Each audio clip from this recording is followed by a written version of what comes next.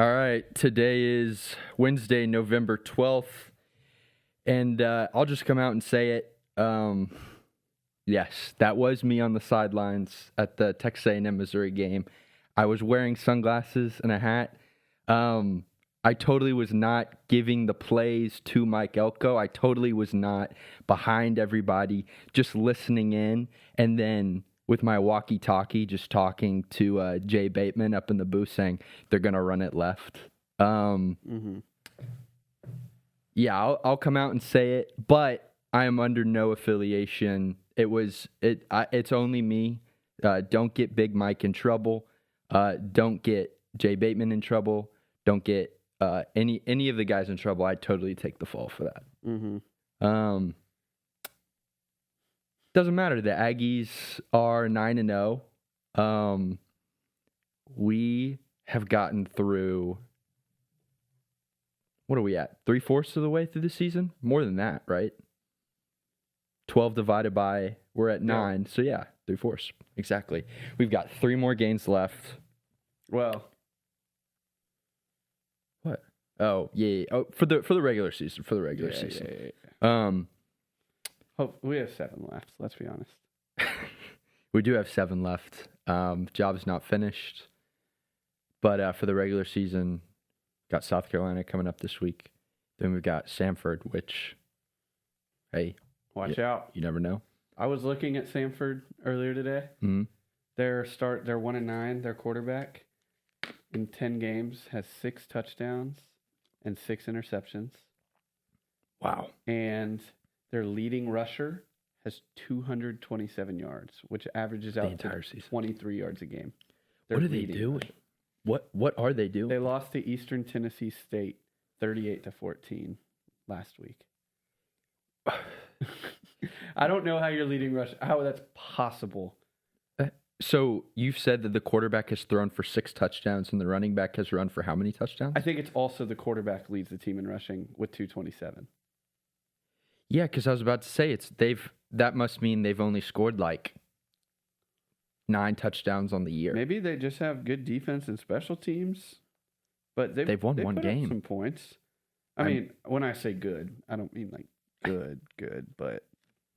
And they're 1-8. They're 1-9. 1-9. So we're getting them off a bye, I think, which is scary. Watch out. No, we're not getting them off a bye. Are they just playing like they're putting 14 games this season? Who's scoring them? Is it just like a punt return? Hold on. Oh, it is a running back that leads their team in rushing with 227. Okay. Does it say how many touchdowns he has? 2. 2.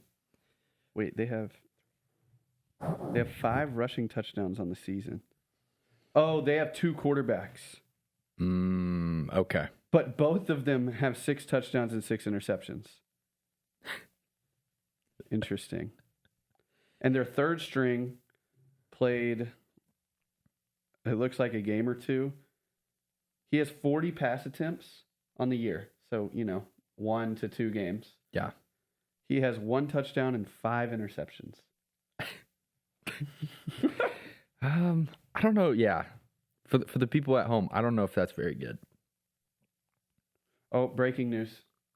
Uh-oh. What? A very important Auburn source, very well connected to the program, just texted me Summerall to Auburn is all but a done deal. No way. So we're probably one of the first. We probably just broke the news. One of the news outlets to break that. Okay. Wow. John Summerall. Also, not an official report. Not a NACOS. Not anything like that. Sports dude. Wait. That's my source. Yeah. Which. You know who my source is. I do know who your source is. Yeah. Yeah. So. And he's. I would say that this source is more credible than some of the sources that we have trusted before. I would definitely agree. Yeah.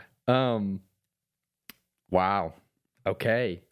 I mean, I have a lot to say about that later. We can save it. Okay. For the coaching.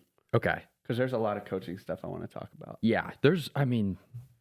Yeah, there's a lot going, and I would think so. Like John Summerall, Auburn feels.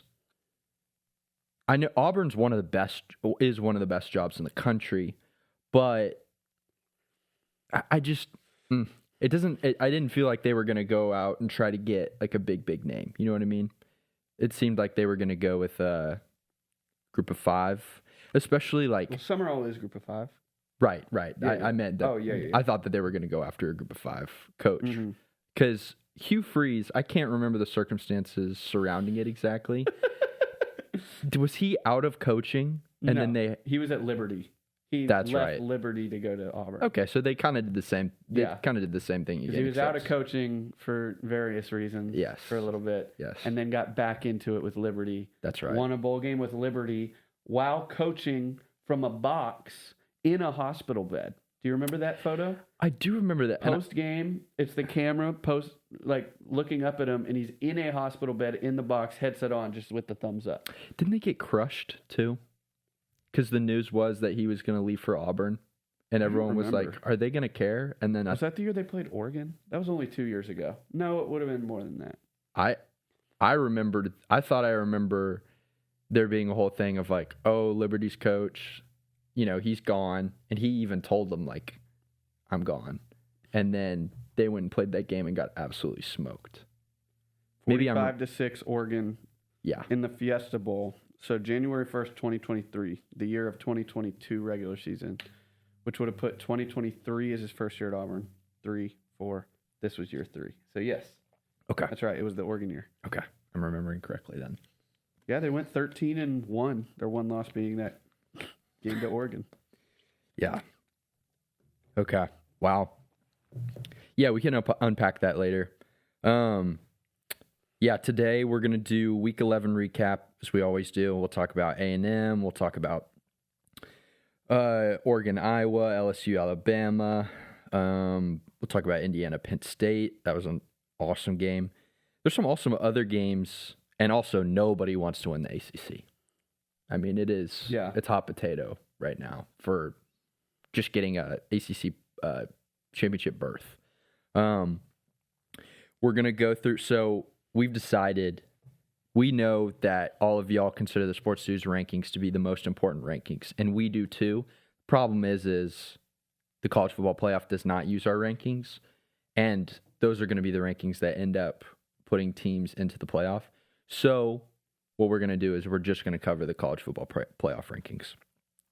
We're also going to have NFL talk, NBA talk. College basketball is starting. I haven't watched a ton. I watched the A&M game for a little bit, then turned it off towards the end. I will talk about AC Milan. They had a game on Sunday. We'll cover that. I've watched a couple movies and read a book that's being made into a movie, so we'll cover that. I don't know if my co-host has any movies that he's watched. None. Okay. Then I'll do mine. TV. What's that? TV show. Oh, yeah. We can talk about that. And then, as always, we'll talk about the Week 12 preview. Big game with Texas and Georgia coming up this weekend. So, you got anything else for the intro? Okay. That being said, we've got some things to do today.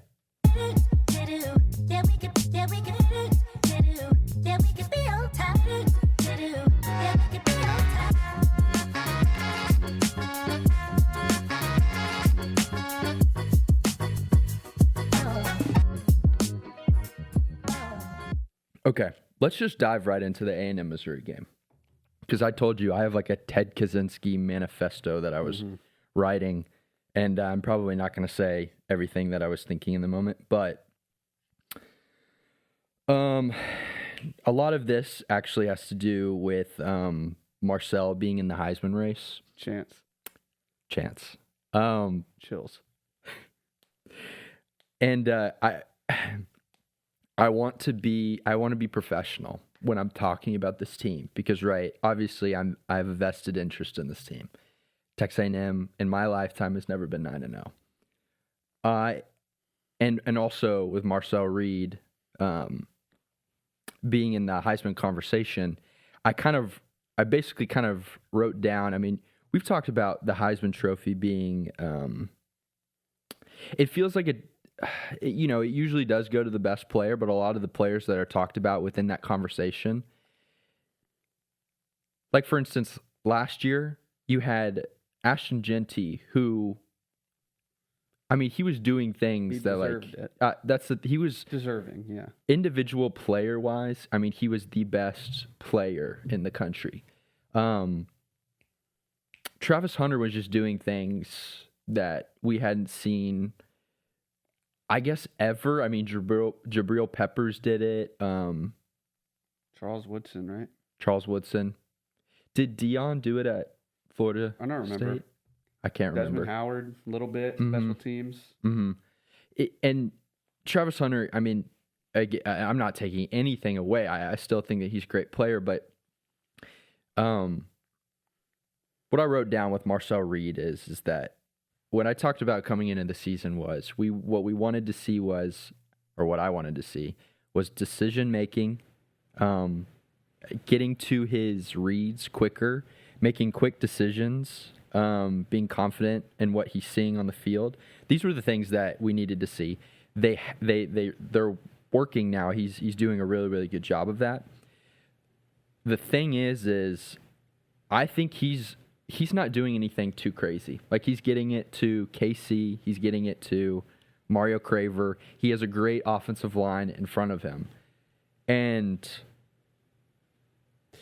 here. And I've said it. I say this, you make fun of me. He's playing within himself. He's not trying to do too much. And that's why he's doing so well. And you have other quarterbacks like Carson Beck, Arch Manning, I think falls in this category, Garrett Nussmeier, where, like, this year, Garrett Nussmeier their offensive line isn't as good, and there's no run game. And so what happens is that in order to win the game, he has to pass. He has to pass for a certain amount of yards. He has to complete a bunch of passes.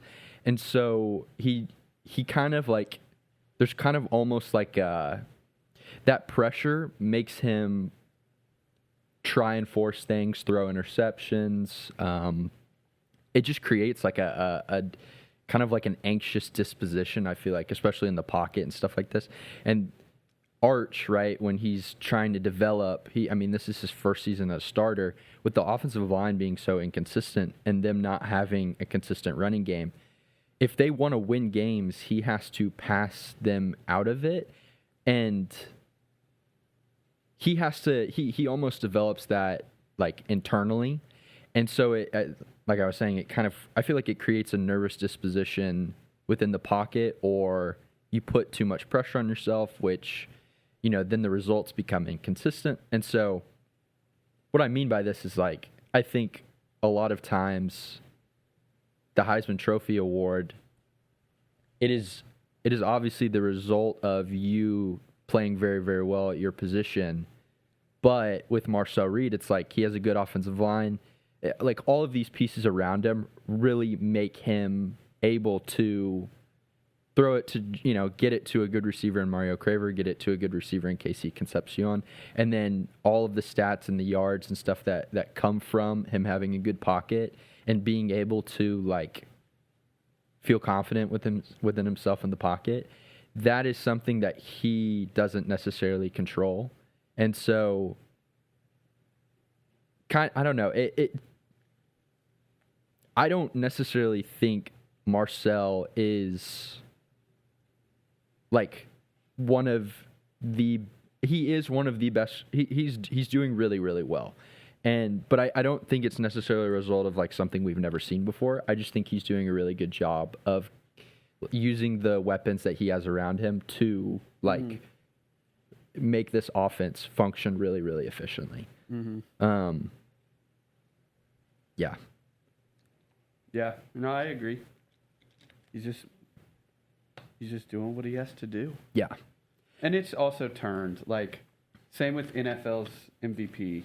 It's kind of just like best quarterback on the best team typically. Mm-hmm. And that's not to take away from how important it is to be the best quarterback on the best team, for the most part. But it goes that way. But Yeah. And, there's game managers, and then there's, I don't know what the other, stars, just players that, like Ashton Genty, he's a star. Like, he is just physically more gifted. And, so, he showed it last year. He was just physically more gifted than a lot of the teams they were playing, especially because Boise State is not in a Power 4 conference. Players like Myles Garrett, where you just saw it on the field. It was like Myles Garrett is just bigger and faster and stronger than all of these other players on the field. And, you have to remain consistent within production. But, there's 11 players on the field. And, we can get into Texas or A&M's defense. Like, Tyler Onyedem has been really, he has been playing his position really, really well. Cassius Howell has been playing his position really, really well. But the problem is Cassius Howell could be playing his position really, really well. But if A&M is, 6-4 at this point, 6-3 at that. Yeah, if Texas A&M 6-3, the whole conversation around everything is a lot different. Mm-hmm. So, and I guess that would be from a talent evaluation standpoint. This happens all the time where a team stinks, but you have one player who's big, fast, and strong, and the NFL, he gets drafted in the first round. So yeah, is the Heisman Award the best? If you were doing it, if you're doing the Heisman, giving it to the best player, you would probably just give it to the first round pick drafted by the NFL every year, right? You would think. Age plays a part in that, but kind of. Like, someone that probably should be there, should get more love at least. 2 players, non-quarterbacks. Jeremiah Love's stats. Yeah. Unbelievable. And we've known. From last year we knew. Jacob Rodriguez for Tech, the linebacker. That kid's insane. Yeah. He's going crazy. He's married and his wife is a pilot in the military. Yeah, so fun fact, someone that we work with, she's going to the military, and in her interview she was given the contact information of no way his girlfriend. Yeah, that's wild. Isn't that crazy? That's crazy. Yeah. But yeah, no, you're right. He is. To be honest, I watched most of the Tech BYU game, I guess. Mm-hmm. Tech is good. Tech is good. Tech is really, really good. Tech is good. I don't know if Baron Morton's any good, but what were your takeaways? I guess we'll save that for a second. So yeah, A&M, Missouri, what were your thoughts overall? Happy. Good. It was amazing. I was having fun.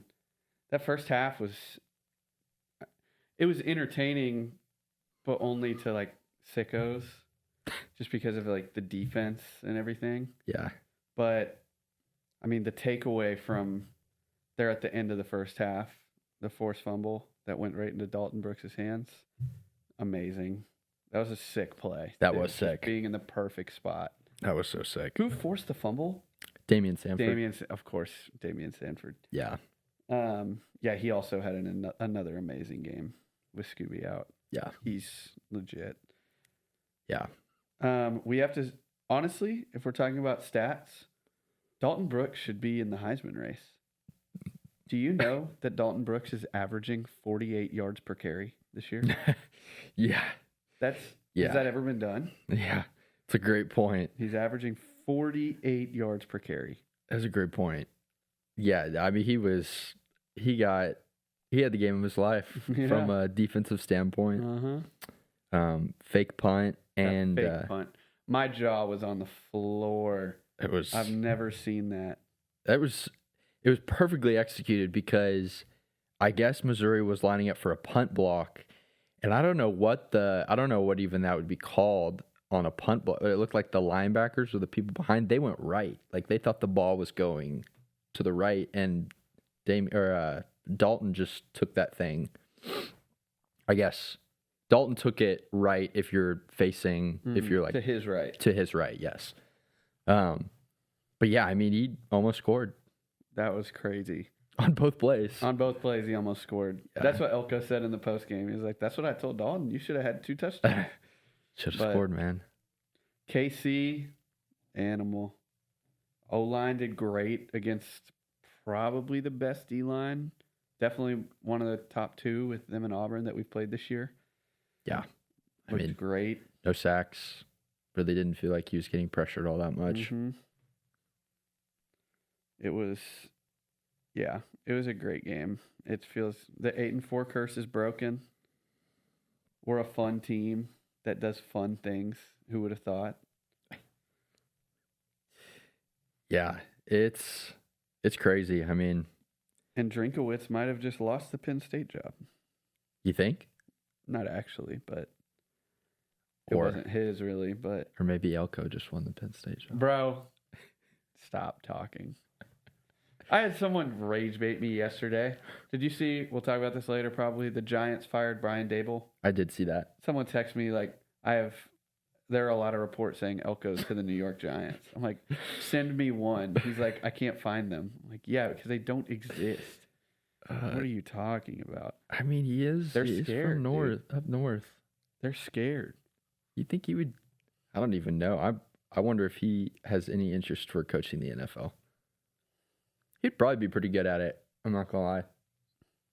He seems to have a pretty good grip on college right now, which will get you more money than if you were an NFL coach. Sure. So I'm curious. I wonder if the workload for an NFL head coach is less. I think it is. Now with all of this stuff going on. I think any professional less. It's obviously very different. I watched Tony Vitello. I know this is baseball. Tony Vitello was on Bussin' with the Boys. Yeah. Free shout out. And he was talking about just like how crazy college athletics have gotten with NIL, transfer portal, rev sharing now, and just everything. And he didn't explicitly say like that's why I left, but you could tell that it definitely was taking a toll and a lot of work. Yeah. So I really think the workload would be crazier for a college program. Yeah. No, I mean, it definitely has to factor into the decision. If you can make the same but work less, I mean, if you really like the organization, I can totally see you wanting to, not take on more work and still make a ton of money. The big thing, I feel like I think Nick Saban's talked about this, is that in college though, I mean, you're dealing with, young adults, you're dealing with kids in some instances, and it's like you really can feel like you're making an impact on these guys' lives, because whereas in the NFL everyone's kind of in their lane already and doing their own thing, and that's not your job to it doesn't pan out that way. I saw Kittle talk about something like that the other day. He was asked about like what does the coaching look like how hard is the coaching? He was like, college, like they were on me, because he's obviously a personality. Yeah. And so in college it was like, stop, like don't be yourself. Not don't be yourself, but you know what I mean. If you're a college athlete, like they have more reign, I guess. But he was like, yeah, I got to the NFL. They're like, do whatever dance you want. I don't care. Just score a touchdown. Yep. Yeah. Okay. But yeah, felt very good about the A&M game. Now Okay. you know. A lot of guys. Chance. I stepped outside after the game. I think I could hear him from my backyard. I can Chills. right now. Like 45 minutes ago, Marcel posted on Instagram Oh, really? of like photos from this last week or something, and his caption was just chills. That's awesome.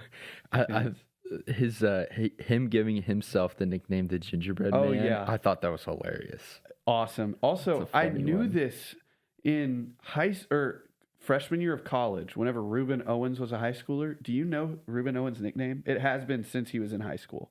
I think you maybe told it to me, but I can't remember.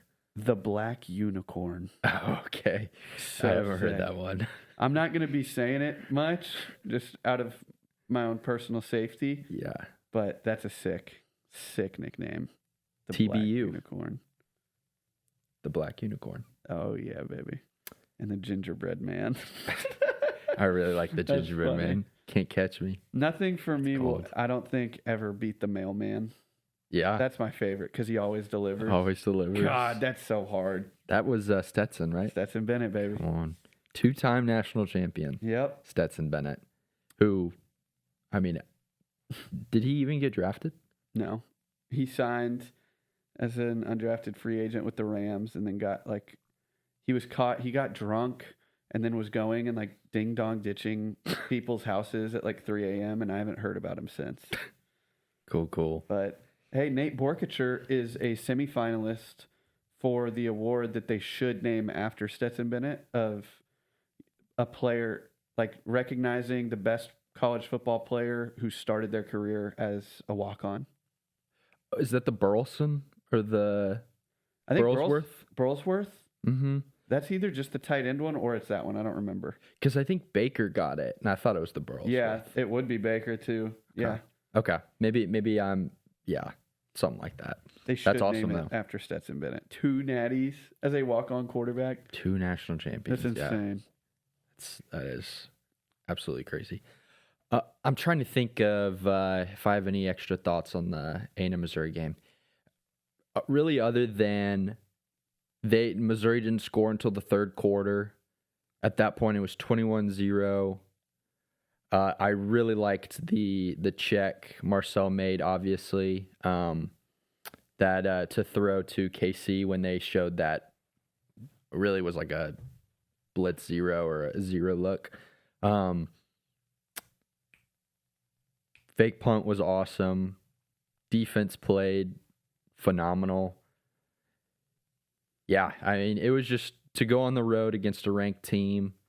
And, I heard people talking about you can't have it both ways where it's like going into the game, people are like, look out, Missouri on the road.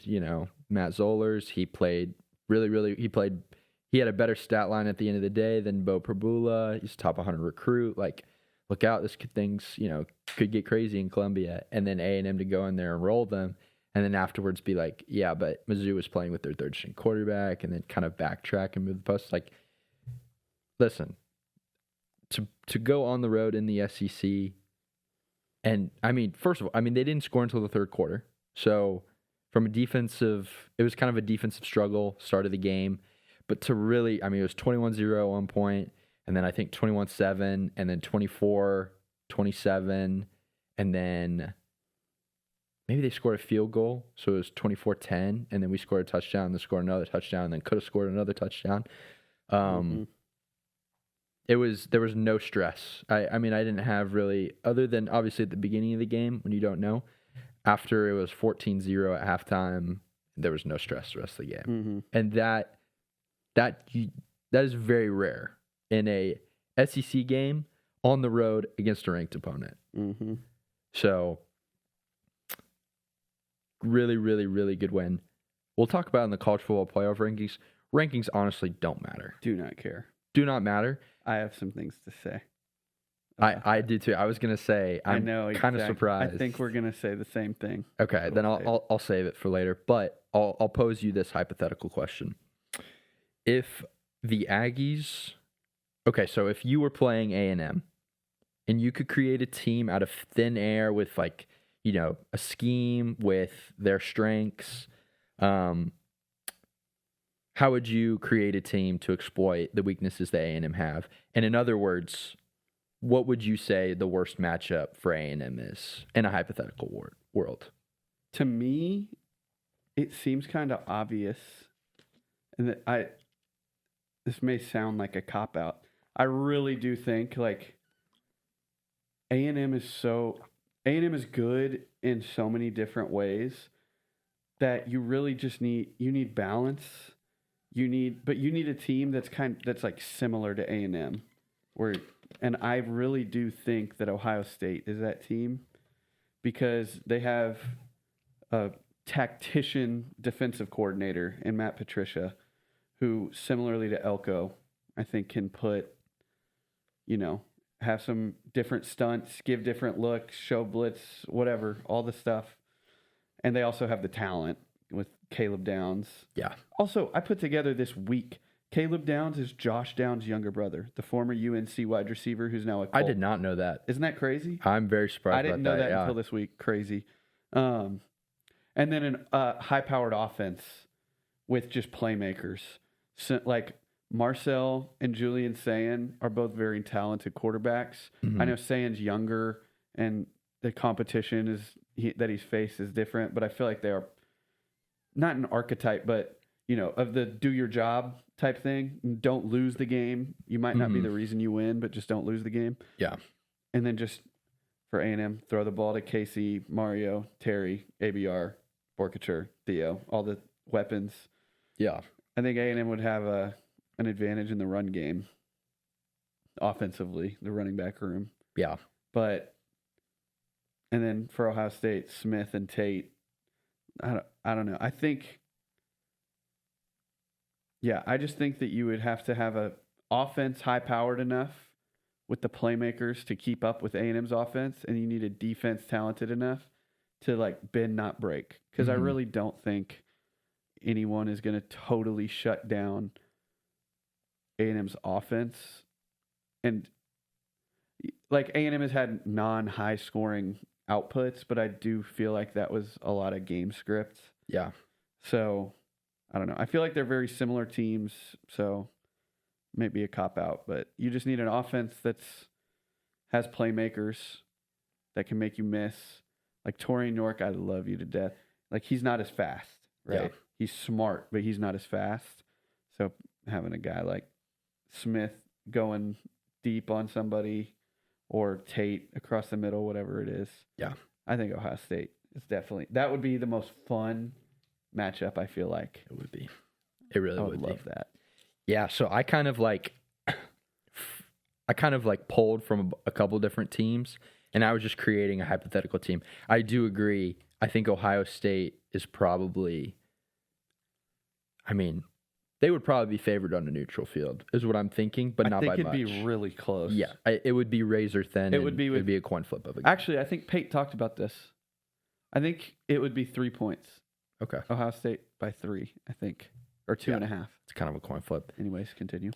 No, so looking throughout the season, so I think Notre Dame's offense had the most consistent success against our defense. And I think a lot of the credit has to do with obviously having Jeremiah Love and Price in the backfield. Their offensive line was also very, very good. It's a very solid offensive line. Our defense has been really solid, though we have had a couple times where we've had run fits where we just haven't been sound about filling in the gaps. Notre Dame, like Arkansas, it was 21-6 with 2.5 minutes to go in the second half or the second quarter. Taylor Green makes one unbelievable play to score, and he had a couple different ones the rest of the game.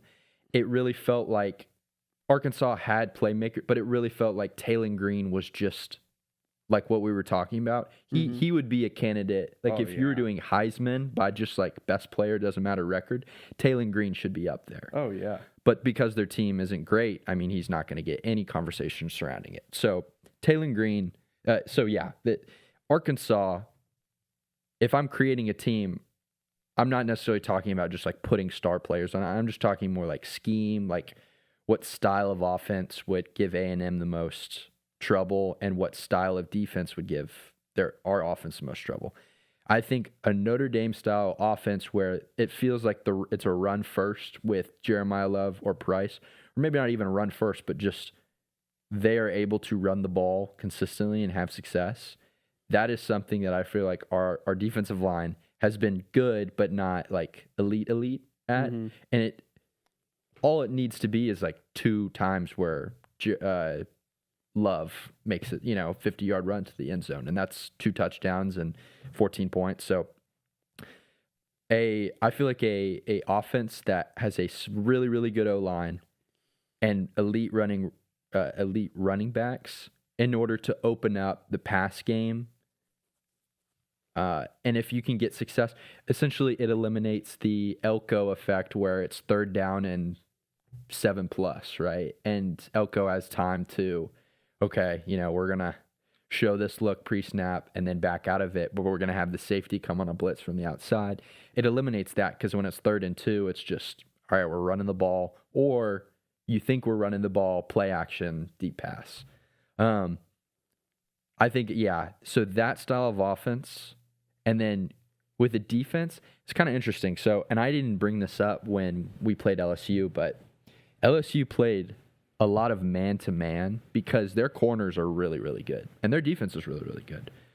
But what Colin Klein, and whether this was on purpose or this was just part of the game plan regardless, he ran a lot of mesh routes in which the receivers are essentially like, it causes, there's a lot of like, it's kind of a rub route in the sense that corners have to either communicate or they have to fight through their teammates or an A&M receiver in order to get through. There were a lot of times where LSU did never abandon man-to-man really, and they got beat a couple of times, which resulted in huge plays. And it's because LSU really believed that they could guard A&M man-to-man, and their corners were really, really good, but it didn't work out for them. Mm-hmm.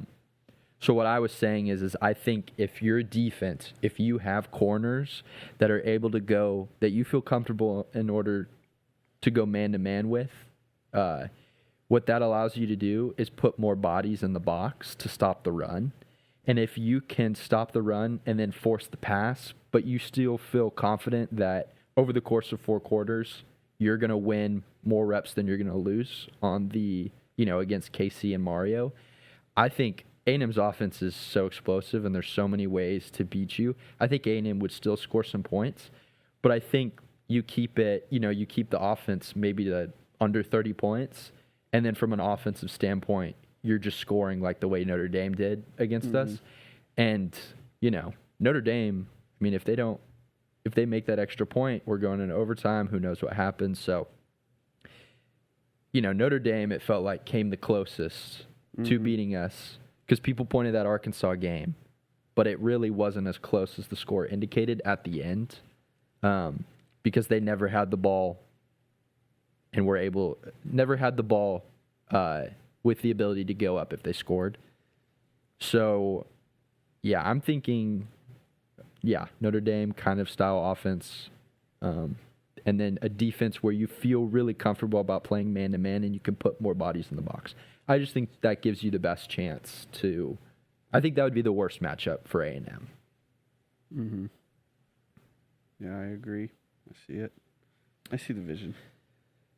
Okay, let's get into some of the games that happened this weekend. We'll go through some of them pretty quickly, and some we'll talk about a little more than others. Tulane at Memphis. Final score, Tulane 38, Memphis 32. I mean, the group of 5 is kind of in a situation where they all keep beating each other, and there's not one team that's really emerging above the rest. Do you know what the group of 5 picture looks like right now? I really don't.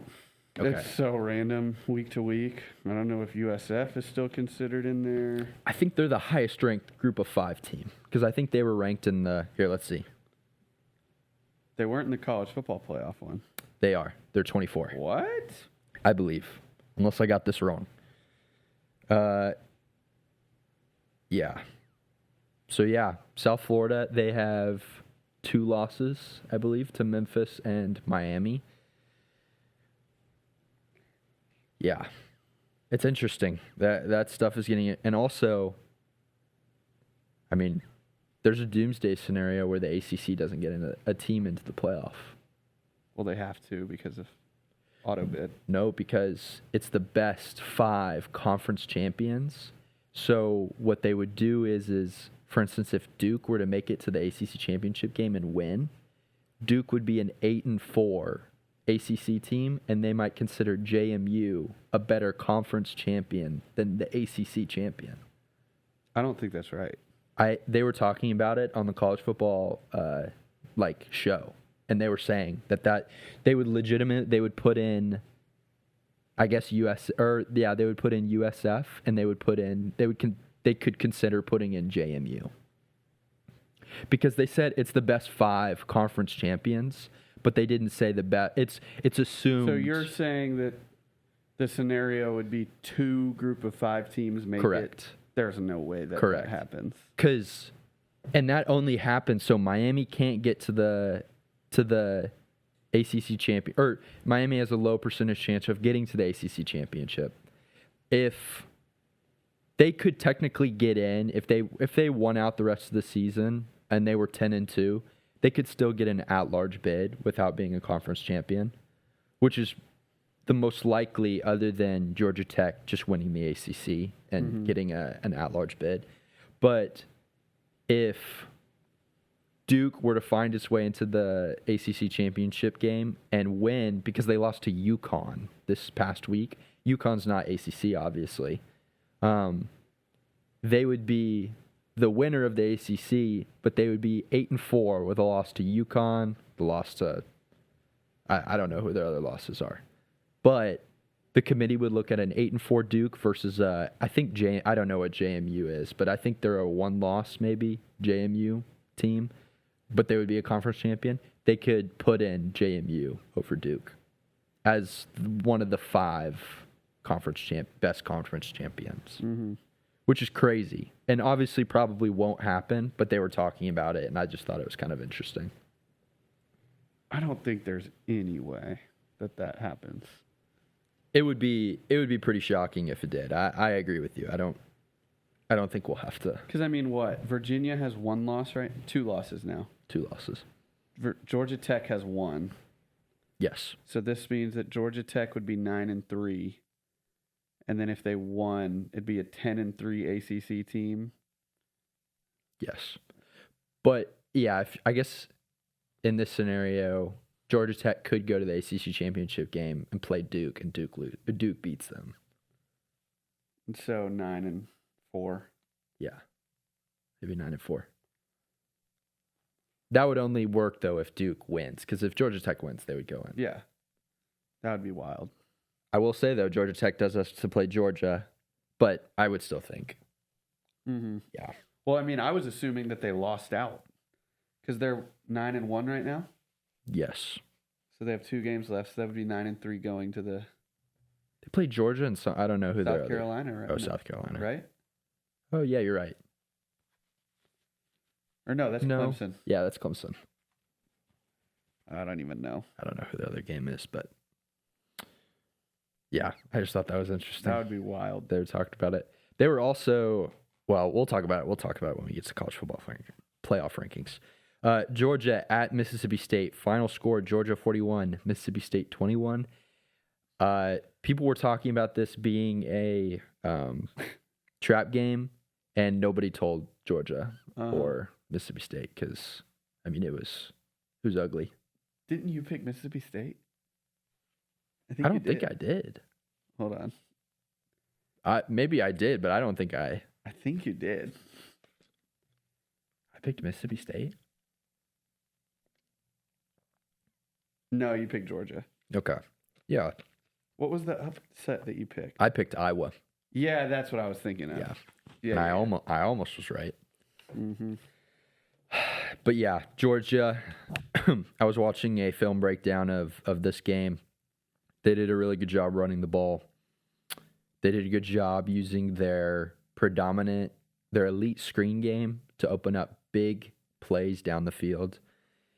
And Mississippi State just couldn't keep up.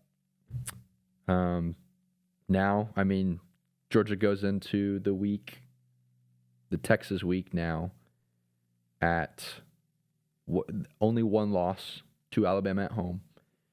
So this is a very big game, and I'll talk about it in the preview later. But yeah, Georgia did not get trapped in Starkville.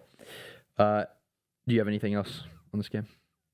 I didn't watch much of it just I didn't because of either. the time slot, but yeah, it was BTA. I remember I checked early on, and it was Mississippi State was up like 10-3 or something like that. I was like, ooh, I'll check back on this, and I checked back. It was like 31-10. Yeah, Something like that. they turned up. BYU at Texas Tech. Weird game, but great, like good game. Very good game. I don't know what. I think, I was at work, and I didn't get to watch really much of the second half, but, Texas Tech, BYU had 0 points until very, very late in the game. The first back and forth was kind of funny because it felt like a defensive struggle, and there was the muff punt by forget his name, but he had a muff punt which turned into, I believe, a Texas Tech field goal. Maybe I think it was a field goal because I think it was 3-0. But Tech, they turned up. The defense and the offense is just so solid, and I've been talking about this. I've said this team is good, and one of the guys on the college football playoff thing was saying that what if Tech, if they win out and win the Big 12 championship game, what if they steal one of the top 4 spots? But it's kind of interesting because right now, Indiana, Ohio State, and Texas A&M and Alabama both are next to each other in the rankings. If they both go to their championship games respectively, right? Mm-hmm. You're going to have a winner and a loser. So, whoever wins between Ohio State and Indiana, how far do you drop? Do you drop between A&M and Alabama if they're still ranked 3 and 4 when you get to championship weekend? If whoever wins that or whoever loses that game, do you drop them below a Texas Tech team that possibly wins the Big 12? Mm-hmm. It'll be interesting. Yeah, it will be. There's a lot that needs to. We're still far away from that, and people can still drop games. So yeah, I'm not a Tech hater at all. I'm not like they're a good team. I really don't care how they do. I am, however, cheering for this week's. There was a projection out there for seeding and everything, and it had A&M receiving a bye in the first round. First round matchup was in Lubbock, Texas Tech versus Texas. The winner goes on to play A&M. Man, can you imagine the 2 weeks that would be awesome discourse on social media? That would be awesome. That would be awesome. That would be sick. There was another one that I saw that I think was Miami was going. I think it was Miami going to Lubbock or something like that. Oh God, that would be crazy. Yeah, convicts versus cokeheads. I don't know. That would be a culture shock, culture clash, if you will. Yeah. But yes, Texas Tech, they look really, really good. They are. BYU fell to 12, so they're just out of the college football playoff projections as of right now. But still some season left. Still playing for conference champions. So, moving on, Oregon at Iowa. Final score: Oregon 18, Iowa 16. Pretty much exactly how we thought the conditions and style of play would affect the score and style of the game. Iowa, I believe, did they go down did they score a touchdown to go up? Was it? Yeah, it was a touchdown because quarterback 4th and goal, he runs right. It was like a QB draw basically, and then he hit the. Did you see his celebration? No. It was a very aggressive 6-7. Yeah. Very aggressive. Fire him into the sun. Yeah, and so they tried to go for a 2-point conversion. The running back actually, or I don't know, it didn't look like a receiver. He stepped out of bounds. He made the catch, but he didn't make it in bounds. Oregon drives down the field, kicks a field goal by Atticus Sappington. Atticus Sappington, man. Respect. It's a great name. All name. First team, all name. First team, all name for sure. Atticus Sappington, bro. It's a name you won't forget. Oh, I have to throw this out there because you just reminded me with that. Finally hit a parlay. Oh, nice. Finally. Oh, has it been a minute? Yeah. Well, I haven't been throwing much down. Pause. It was good though. Because I had Oregon, Iowa under 42.5. Yeah. Destroyed the line. That was great. Alabama minus 8.5. And then I had 2 underdogs to cover. Sam Houston State plus 20.5, 3 touchdown underdogs. Yeah, they won outright. UConn plus 8.5. They won outright. Yep. Yeah. Good week. 5 to win 60. I'll take it. That was actually, I put it in the notes underneath. Sam Houston won their first game of the season versus Oregon State.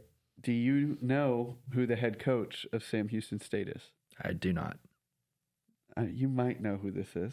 Phil Longo. Do you remember him? I don't. He was the offensive coordinator for North Carolina under Mac Brown. Recent Mac Brown tenure. Mm-hmm. And he was on the short list of names to be Jimbo Fisher's offensive coordinator whenever the board or the AD and Bjork, whoever, told Jimbo he had to give up play calling duties. Interesting. Okay. I did not know that. Yeah, but he's now the head coach at Sam Houston, so I was happy for him. Did he take over midseason, or has he been coaching this team? He's been coaching this team, I think. Okay. Yikes. First win, though. Got to start somewhere. Got to start somewhere. Good job, Phil. Good job, Phil. I know you're working hard, I'm sure. He's a beast. He looks like Sarge, like the mascot. Oh, really? Sarge, yeah. Maybe I probably saw him in the highlights when I watched, the Texas Sam Houston highlights or whatever. But yeah, Oregon, they got he 100%. Yeah, that is Sarge. That is Sarge. That's 100% Sarge. Yeah, so Oregon, I mean, that is a big win against Iowa. Iowa's a good team. Iowa has kept it close between Indiana and Oregon. Tough that they haven't been able to pull it out in both of those games, and they've also lost to Iowa State. So it's going to be hard to make it to the Big Ten championship game at this point, with both Iowa and Ohio State being undefeated. Speaking of Indiana, what a game. What a game. What a catch. What a catch. To be honest, I didn't watch this game super closely. I was watching Tech BYU. But it honestly wasn't a good game. It just had the most unbelievable ending. It was that catch. I don't know if I've ever seen a catch like that. For the moment, it was insane, especially the look that was on. It was a zero blitz. I mean, whatever they call it. Yeah, zero blitz, where they bring everybody. Guy came unblocked. Mendoza's hanging back in the pocket as long as he can, and then just launches it towards the back line, and what a catch. Mm-hmm. Yeah, no, this game was 10-20, and then I saw Penn State scored, so I turned it on and was like, okay, well, they're only one score down, and then I saw the pick, and I was like, uh-oh, here we go. Penn State goes down. I believe it was Singleton that scored a touchdown on a screen or a short low pass. So now they're up 24-20, and I believe at that point there's somewhere around 2 minutes left. And that drive by Indiana starts off with a sack. I think it's 2nd and 17, and they have a nice long pass play and then a couple more. And what a catch by that tight end down there in I think it was the red zone too. They were saying something like he had 7 catches all season, and then he had 7 catches in that one game. Yeah, and then Indiana, I mean, they eke out a win against a disappointing Penn State team, but they're talented. I mean, they were number 2 in the country, or preseason number 2 in the country for a reason. So Big win by Indiana. Just win. That's all you have to do. Mm-hmm. Everything else will take care of itself if you do that, and they did that. Anything else on that? I don't want to sound like a hater. No, go for it. Maybe I will. Speak your mind. I am a fan and supporter of Fernando Mendoza. But I need the Heisman talk to pipe down a little bit. Oh, okay. Just after this game. You're saying no? Okay. Just after this game, I am a prisoner of the moment. I am a hater. I think his box score wasn't that good. He had 100 yards going into the final drive of the game. Yeah. That is not to discredit how he performed on the very last drive of the game. Sure. I'm not taking anything away from him in that. But he walked into a good environment, assuming good, normally elite, but I'm going to assume it was still a good environment, fairly hostile, against a team that was 0-5 in conference play. Yeah. And like honestly, the picture of embarrassment in the college football world this year, not to send too much shade to Penn State, sorry, but I feel like that's kind of a fair assessment. Yeah, they've probably been sheltered only because Clemson and LSU have had similar seasons. Yeah. But I was expecting more out of him. And so I need the games like that make me be like, okay, let's give Jeremiah Love some Sure. love. Let's give Jacob Rodriguez some love. Because if we're just picking the quarterbacks from the highest ranked teams, I mean, and then they do that. Yeah. I don't know. I'm with you. I still think Fernando Mendoza is a really good quarterback. But Heisman, it's like, dude, I don't know. I'm with you on the Jeremiah Love. Can't be forgotten just because of the record and how the season's played out. 7-2 and probably going to be 10-2 or 8-2 now. But right. No, and that was kind of my spiel at the beginning about Marcel. It's like if this A&M team has a couple losses, we're talking about Marcel completely differently. Yeah. And maybe we're talking about Fernando Mendoza differently if they lose that game. So and this isn't what I'm not trying to take away anything from Marcel, or I'm not trying to take anything away from Mendoza. Mm-hmm. It's Jeremiah Love, regardless of their record, has put up insane, crazy numbers. Uh-huh. And so, is the Heisman, what all is baked into the Heisman Trophy, or what all is baked into this best player? Is it you're the best player on the best team, which it kind of seems, I guess Travis Hunter kind of wasn't that way, but he was just doing something that we hadn't seen ever really. So, but yeah, I mean, to be honestly, if Mendoza goes on to win the Heisman, that's his Heisman moment, is that drive, I think. It's just crazy for me to imagine that someone's Heisman moment came in a game where through however many minutes of gameplay you had 100 yards passing. That's just hard for me to wrap my brain around.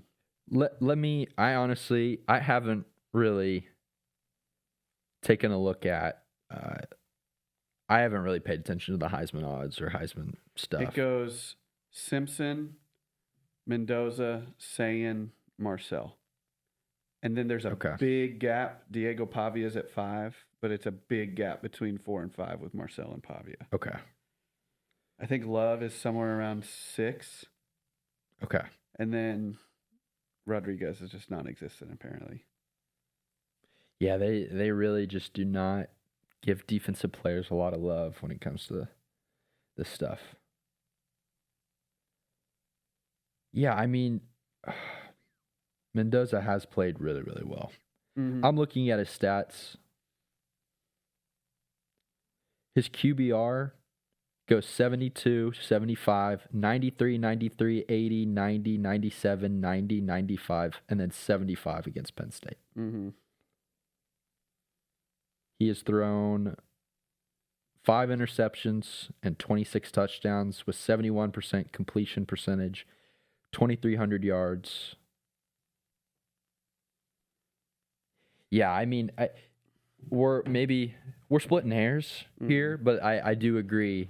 It feels like the record kind of sways the when we're talking about something that should just be more based on individual performance, I guess. And I think too, we've also been spoiled in recent history with plenty of Heisman. Like, I'm a Travis Hunter hater, not actually hater.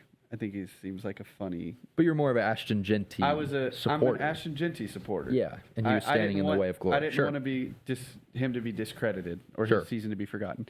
But we've also seen Jaden Daniels' unbelievable performances. Yeah. Caleb Williams' record wasn't that good. Yeah, were they 8-4 or 9-3? They were 7-5 their last season. Oh, but they're the Heisman year though. He went. Wasn't that they went and beat Tulane in the Cotton Bowl? Wasn't that year? So they had to have been like 10 and so probably 10-2, just missing the playoff. 10-3. Yeah, that sounds right. But he was unbelievable, and obviously, whenever you think back, but I don't know. I think we've just been spoiled, and this year of college football is so fun because there isn't just like a one separated from the rest of the pack type thing, which makes it more entertaining as a fan. But just Heisman talk, it's like you're just splitting hairs between guys that like are really, really good, but they're not like otherworldly. Right, they're on the best team. Yeah, or on the team with the highest record. Yeah. Anyways, that was so long. Yeah, we digress. LSU at Alabama. Final score: LSU 9, Alabama 20. Yeah, LSU's offense. End of quote. They could not get anything going. Garrett Nussmeier got benched. Michael Van Buren came in. He looked pretty good. I think he's really good. I liked him. I think the added element of his legs, I think it adds a dimension that I'm not gonna. I can't. I don't want to make a general statement here, but the NFL. I think the NFL knows this to be true. It really seems like the quarterback having the running element is starting to become like a heavily sought after trait, because you look at the best quarterbacks with Josh Allen, Lamar Jackson, Jaden Daniels, Joe Burrow. I mean, he's not a runner. You either have to be an incredible pocket passer or you have to be somewhat versatile.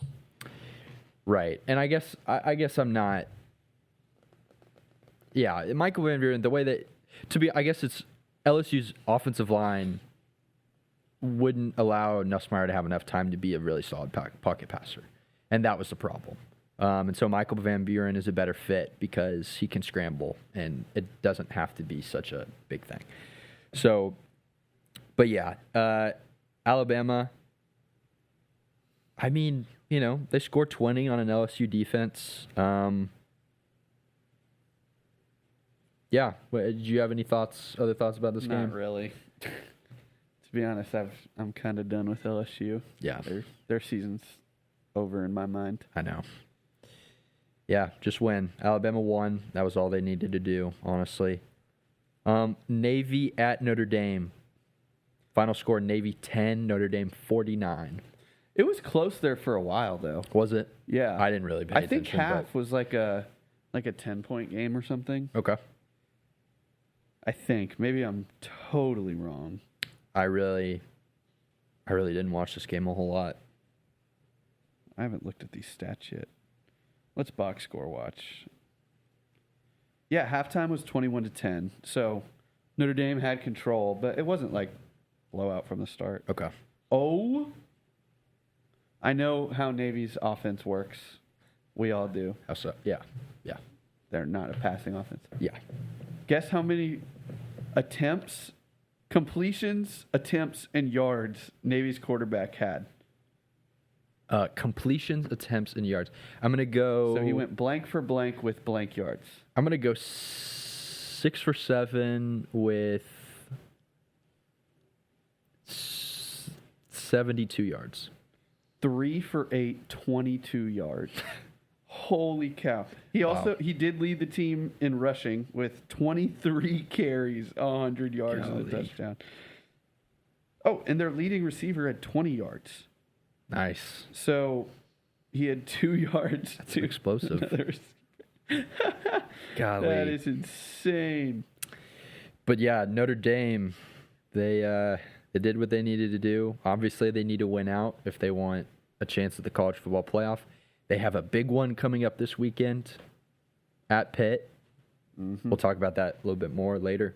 But they continued to get stuff done, and it is so funny because I was just going back and I watched the Notre Dame A&M highlights, and all of what everyone was talking about from that was there's no way they're getting into the playoff. Here we are, Wednesday, November 12th. Let me go look at the college football playoff rankings. Oh, Notre Dame is number 9. Yep. They are in the playoff at this moment. We still have 3 games to go, and at this point, Notre Dame, if they beat Pitt, if they beat the rest of the people on their schedule, they'll only get higher. Mm-hmm. So, and I said it. I didn't think. I thought that was people just, thinking, oh, maybe being a little wishful, but no. I mean, here we are. Notre Dame is in the playoff. Texas is in the playoff. Yeah, tale as old as time. Yeah. I famously had Notre Dame out of my playoff prediction. That is because I was higher on USC, and I thought USC could get to them. And it ended up being a great game. But Notre Dame pulled it out, which there's still time left, but Pitt looks like it might have guaranteed a spot. Yeah, if they lose to Pitt, I think it's... Oh, they're cooked. If they lose another game. GG's. Okay. Let's see. Last one that I have, main one that I've written down was Florida State at Clemson. The final score was Florida State 10, Clemson 24. And I think the reason that we don't really talk about Clemson and their disappointment is because they haven't fired their head coach. It's funny, all the talk has been about Penn State, LSU, Auburn, all these teams are firing, Florida, all these teams firing their head coach. Mm-hmm. The fact that Clemson has kept Dabo, I guess there's just not a lot to talk about there. Yeah. But, yeah. Hey, Norvell might be next. I mean, that's a big buyout, right? We talked about that a couple weeks ago. That is a big buyout, but I get it from a fan's perspective. You just want to pull the trigger. I don't know from a inside the organization perspective if that's the right call or not, but it certainly seems like a troubling situation down there in Tallahassee. Mm-hmm. Okay, other games to touch on. Kentucky blew out Florida 38-7. That was strange. That was. Florida also plays Ole Miss this week. Kind of interested to see if that gets dicey or if it's just cut and dry. Mm-hmm. Sam Houston again won their first game versus Oregon State. Sam Houston State. Wisconsin beat Washington, and it was at Wisconsin, but they beat Washington, who was ranked 13 to. They beat them 13-10. I believe Washington was ranked 24, something like that. Vanderbilt beat Auburn in overtime. 45-38. That was a good game. Cal beat Louisville. Nobody wants to win the ACC. They beat them in overtime. Virginia lost to Wake Forest. And then Duke lost to UConn. So, and UConn isn't even in the ACC, but just Duke. They forgot that, and so they lost anyway. Yeah. Interesting week. Interesting week of college football, as it is always. You have anything else before we get into college football playoff rankings? I don't think so. Okay. We're going to take a break just in a second, and we'll be back. I mean, y'all won't miss anything. It'll just be like that. But okay, college football playoff rankings. We're going to go through. I'm just going to list off the 25 teams listed in this week's college football playoff rankings. Honestly, I wrote these down. Do you want to just look them up and just make sure? Okay, perfect. Because I wrote them down and I'm 99% sure that these are the right ones, but I just don't want to say the wrong ones. Coming in, we'll go from 25. Number 25, Cincinnati Bearcats. Number 24, South Florida. Number 23, Tennessee. Number 22, Pitt. Number 21, Iowa Hawkeyes. Number 20, Louisville. Number 19, Virginia. Number 18, Michigan. Number 17, USC. Coming in at number 16 is the Georgia Tech Yellow Jackets. Number 15, Miami Hurricanes. Number 14, Vanderbilt. 13, Utah. Number 12, BYU. Number 11, Oklahoma. At number 10, Texas. Number 9, Notre Dame. Number 8, Oregon.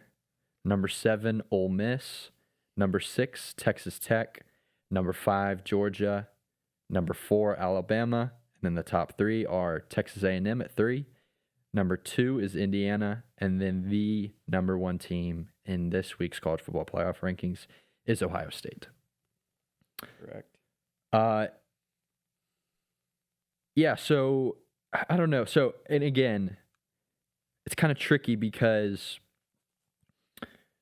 it would be, it's not going to be 1 through 12 that would be in the college football playoff because it's the 5 best conference champions, not Power 4 conference champions and then a group of 5. It's the 5 best conference champions, which 99% of the time would be ACC, Big 12, Big 10, and SEC. Again, we kind of talked about a doomsday scenario where the ACC champion is Duke, a 9-4 Duke, and they put in JMU, who's not even on the top 25, but they would be the best out of all the conferences, and the 5 best, they would be better than the ACC. But so 1 through 10 would be, so Texas would be at the cutoff line, and then Oklahoma and BYU, I believe, would be the 2 teams that were, I believe they would be the 2 teams that get dropped. Maybe it's just one. Maybe it would just be BYU. Because South Florida, if they win their conference championship, they would be up in there. And then I would believe...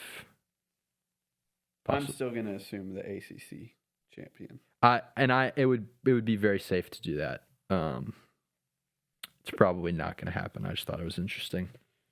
One thing interesting about that is Miami is the highest ranked ACC team, but they practically have no chance to make their own conference championship game.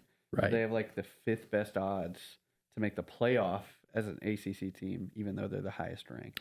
Which is very interesting, right? Because they're going for right now an at-large bid, not an ACC championship. There's almost no chance they make the championship game. Which is crazy. I wrote down how all the teams fared this week. I guess I won't go through all of them. I thought, let's see. BYU is at 12, and they were the one of the top teams that lost. So they dropped from, I can't remember where they were last week, but they were 8. 8, okay. So they only dropped 4 spots, which not as bad as I thought it was going to be, because I talked about it, about there being a bubble underneath there, holding up their ranking. But I mean, they're just above Utah, so the committee really, really likes Utah. I don't blame them, but that win against Utah, I think, really kind of holds up their schedule. Mm-hmm. Man, it's going to be really interesting because Oklahoma has to play Alabama this coming week. Texas has to play Georgia this upcoming week. Notre Dame has Pitt. I don't know the rest of Oregon's schedule, but I don't think they have to play anybody. No, they have one big one left, I think. Do they? They don't have to play Ohio State. USC and Washington. USC and Washington. That's very solid. There's 2 dangerous teams. Even though we'll talk about Washington. Oh, we didn't talk about Washington, Wisconsin. I briefly mentioned it, but sorry. I forgot to say a stat. Their punter led their team in pass yards. Wisconsin's. So They had a fake punt go for like 24 yards.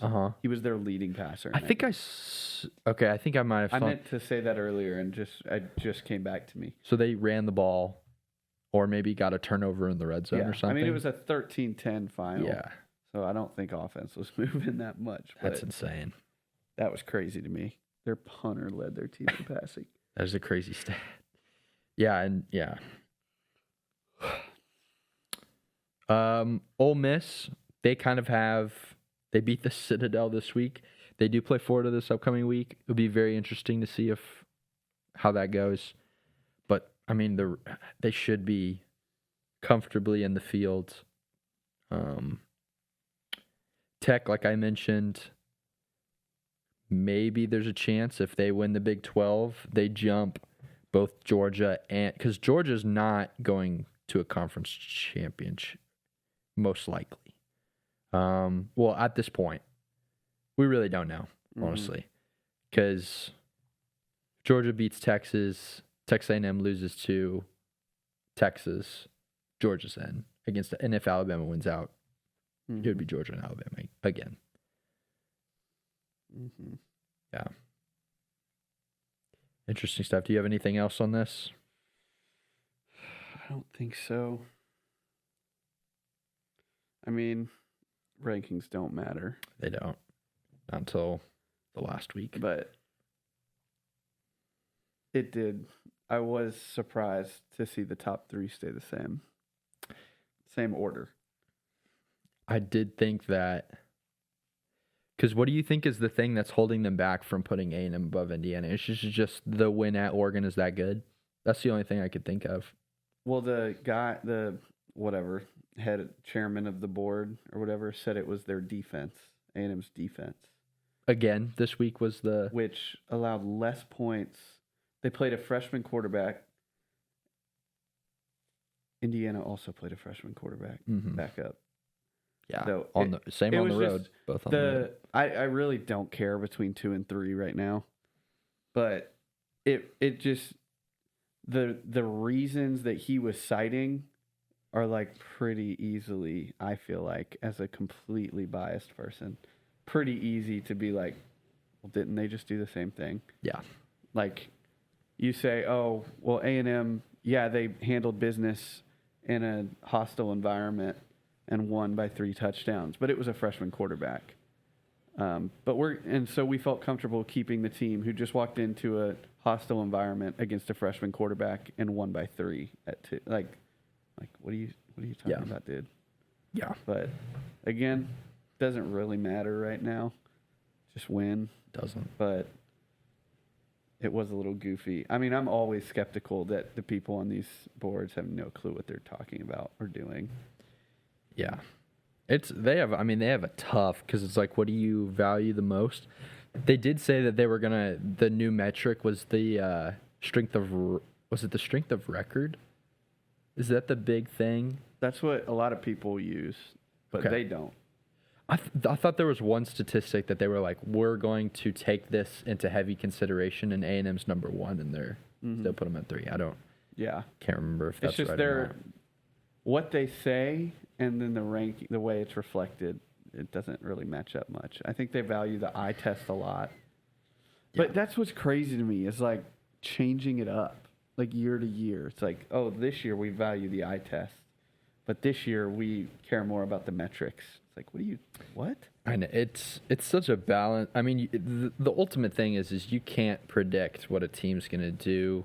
You can only, if a team's done it consistently for a long time, you're more likely to assume that they're going to do it again.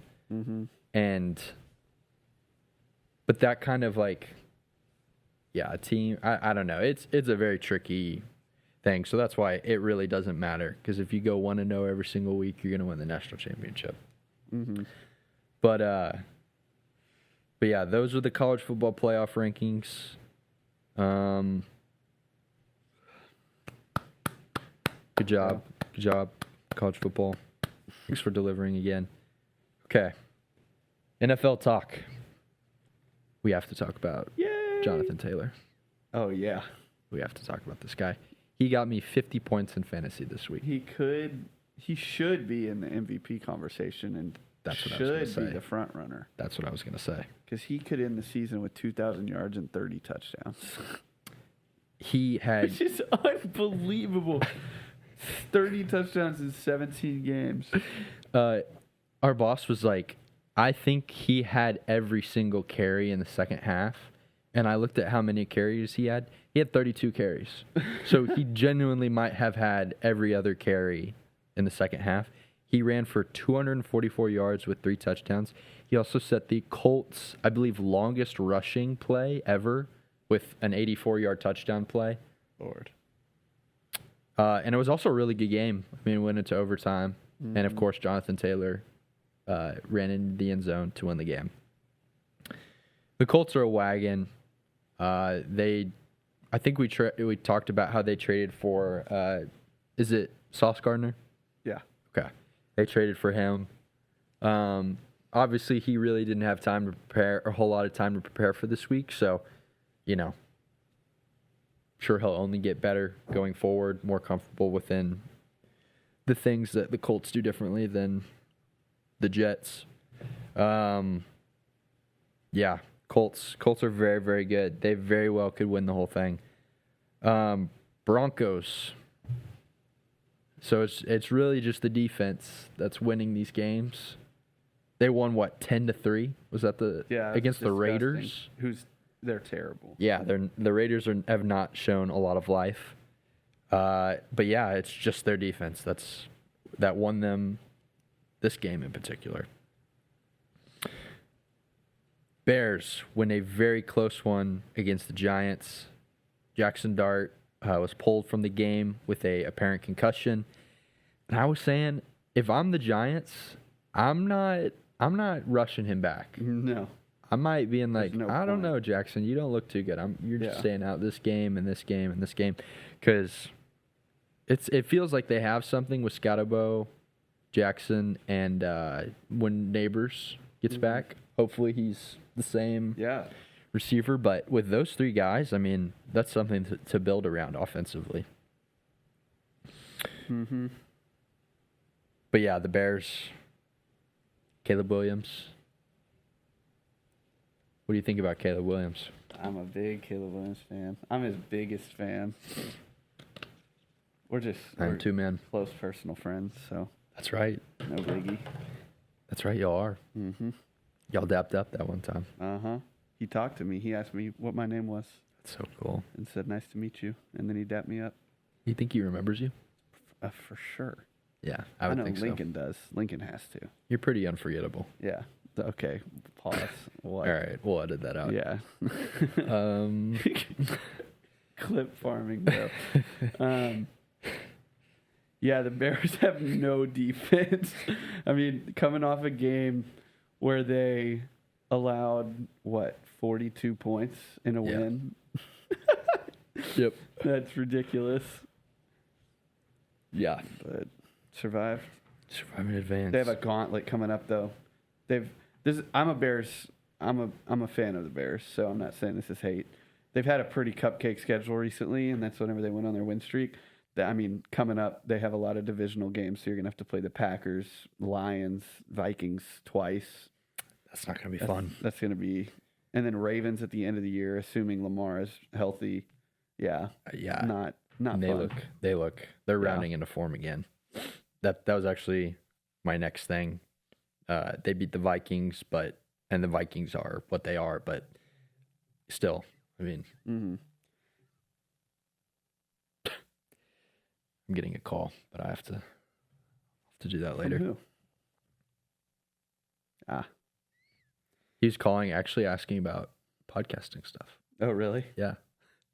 Funny you should. Should we just? No. No. Funny you would ask about. You're on. You're alive. You're on the podcast right now. Did you see what J.J. McCarthy said? No. I have turned into the biggest J.J. McCarthy hater. Uh-oh. Cornball of all cornballs. Oh no. What'd he say? Private school kid, and then went to Michigan. White privilege. I think they're pregnant. Him and his wife.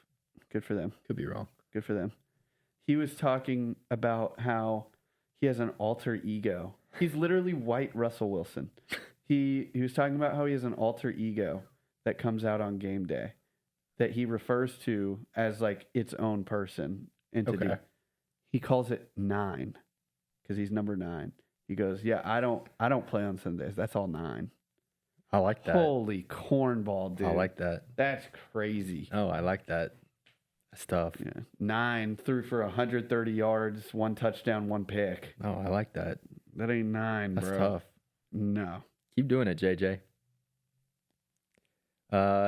Yeah. So they lost. I mean, nine couldn't get it done. Couldn't get it done. And the Ravens, who are looking a lot better with Lamar back at the helm. Mm-hmm.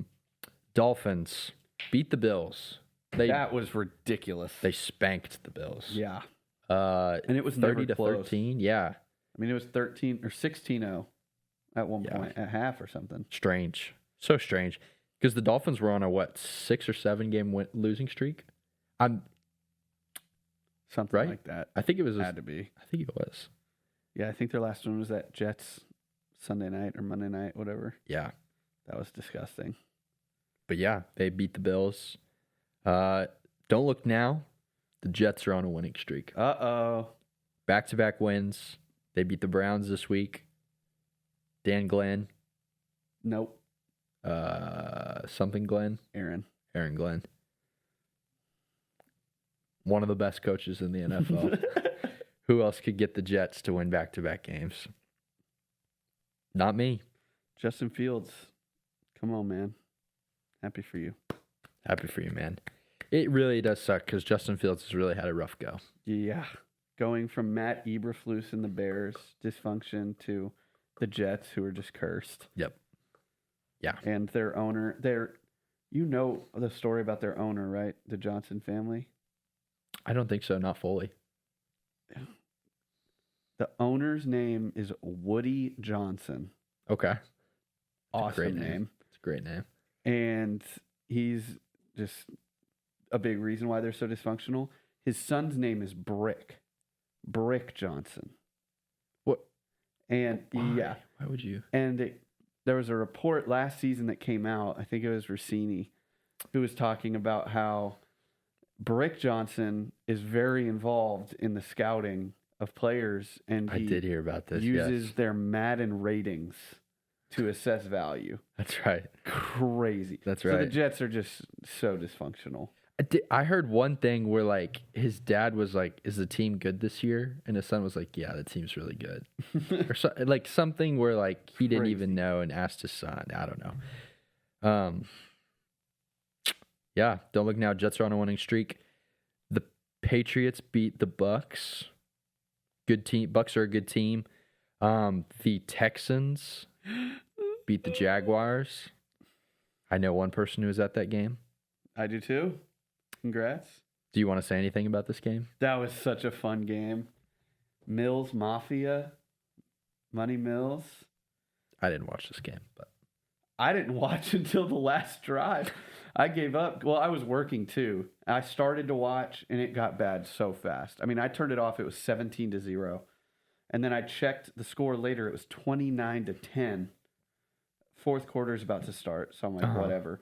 And then I was at work and someone was like, "Yo, you see the Texans are like down 5 with 2.5 minutes left and they have the ball driving." I'm like, what? I turn it on. They ended up getting down to the 1 or 2 yard line, 1st and goal. Then false start. nice. So then it turned into quickly 3rd and goal from like the 15. Okay. Money Mills rolls left, runs for a rushing touchdown, dives at the pylon, gets it No way. to take the lead by 1. They went for 2 and didn't get it. So they're up 30-29, kickoff, and there's only like 40 seconds left or something. And last play of the game, the Jaguars had a big play that got them fairly close to field goal range for Cam Little. It still would have been crazy long field goal. Yeah. But fairly close, called back for a penalty. So they end up having to go for a Hail Mary. and Will Anderson, my king, gets to Lawrence as he's throwing. Lawrence, like, it didn't just pop straight up, but he kind of lost control of the ball, went straight to our interior D lineman. I forget who it was that scored, Mario Edwards or Tim Settle, someone like that.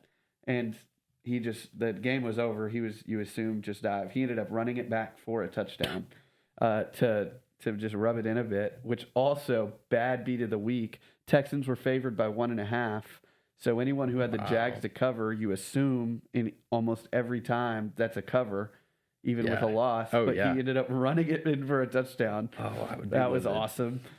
But yeah, I know 2 people that had Jags plus 1.5 that were not happy. But I wonder too if he has any incentives baked into his contract of like. I'm sure it looks better. Pick 6, he probably gets some money, maybe. Or just, I mean, if you're an interior D lineman, how often do you have the ball in space? You're probably going for a touchdown. Sure. I'm happy with it. 100%. But yeah, that game was awesome. 19-point comeback.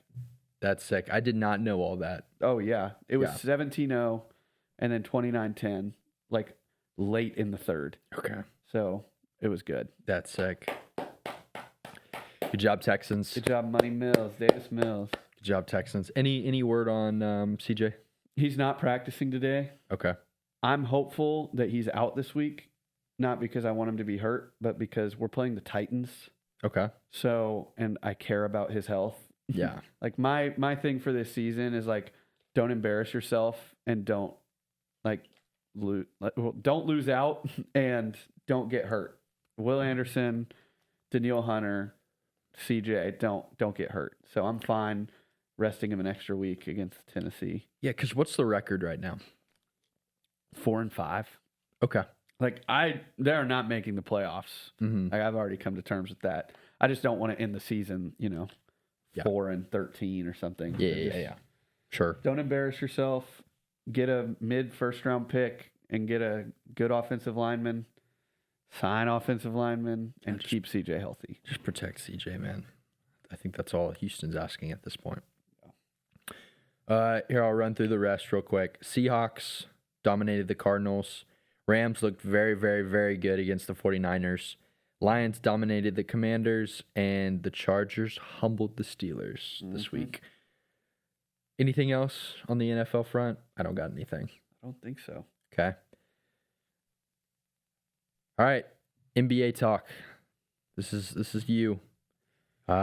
Give us kind of how the NBA landscape is unfolding.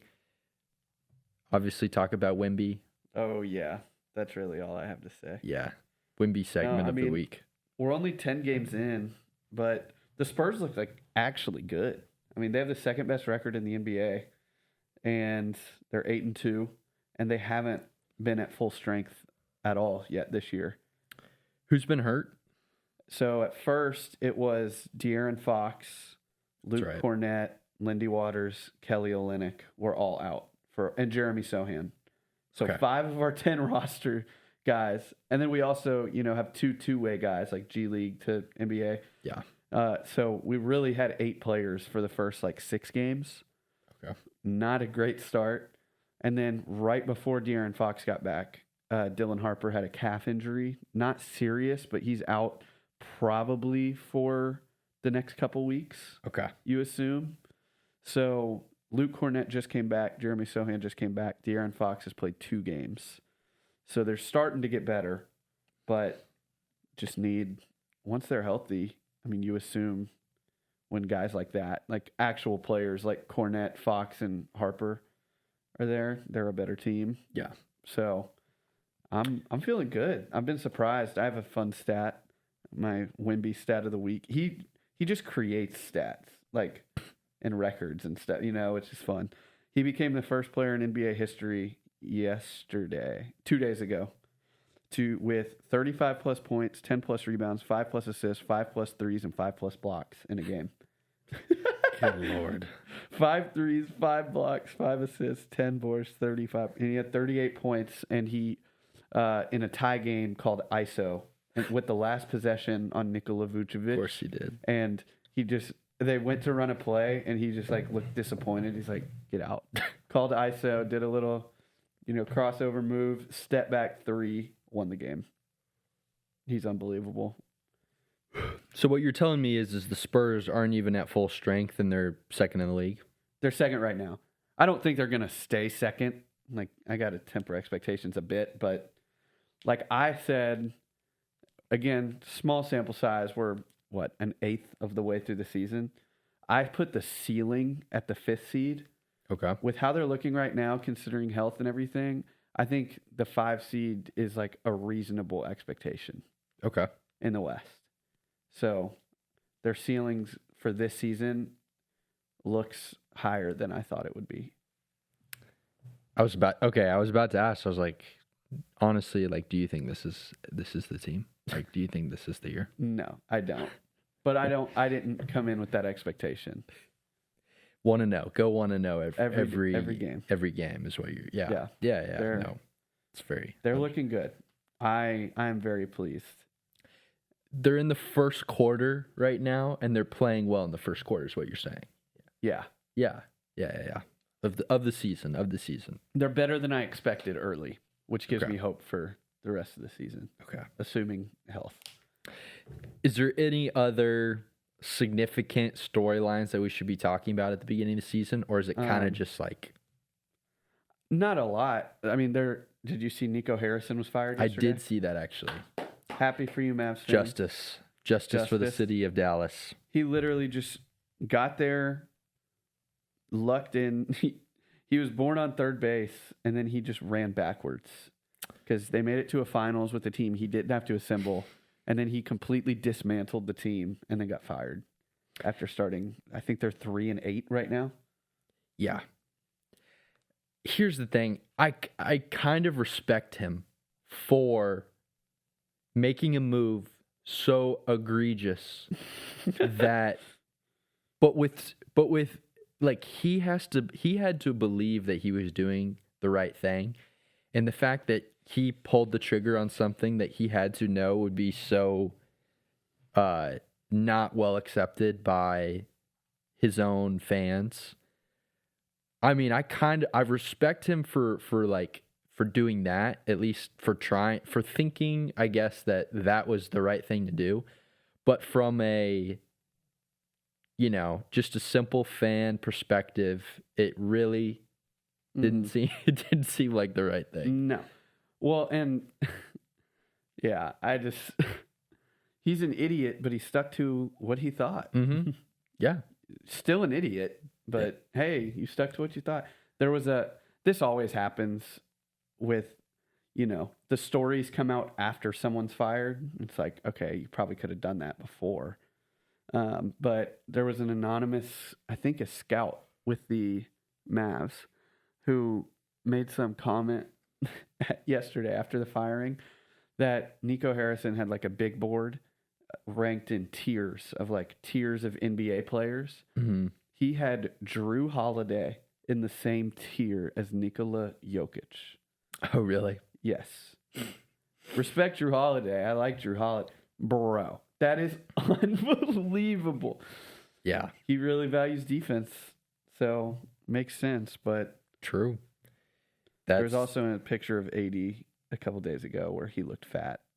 And he's also hurt right now. Oh, man. So it's been bad. I mean, it's so funny. Like, whenever I feel like there's always like the fat pictures, like they're trying to find him fat. Like James Harden, everyone was like, he's fat. Like we're trying to, yeah. And then Zion, obviously, that one's all time. He will eat the table. And then now it's AD. I guess Luka was kind of a part of it a little bit, but like, yeah, I mean, but Luka, he took it to heart. Yeah. He's looking good. He dunked yesterday. It's his second dunk of this. He hasn't dunked much in the last few years. So like health wise, I think he's definitely taken a step. We've unlocked another level.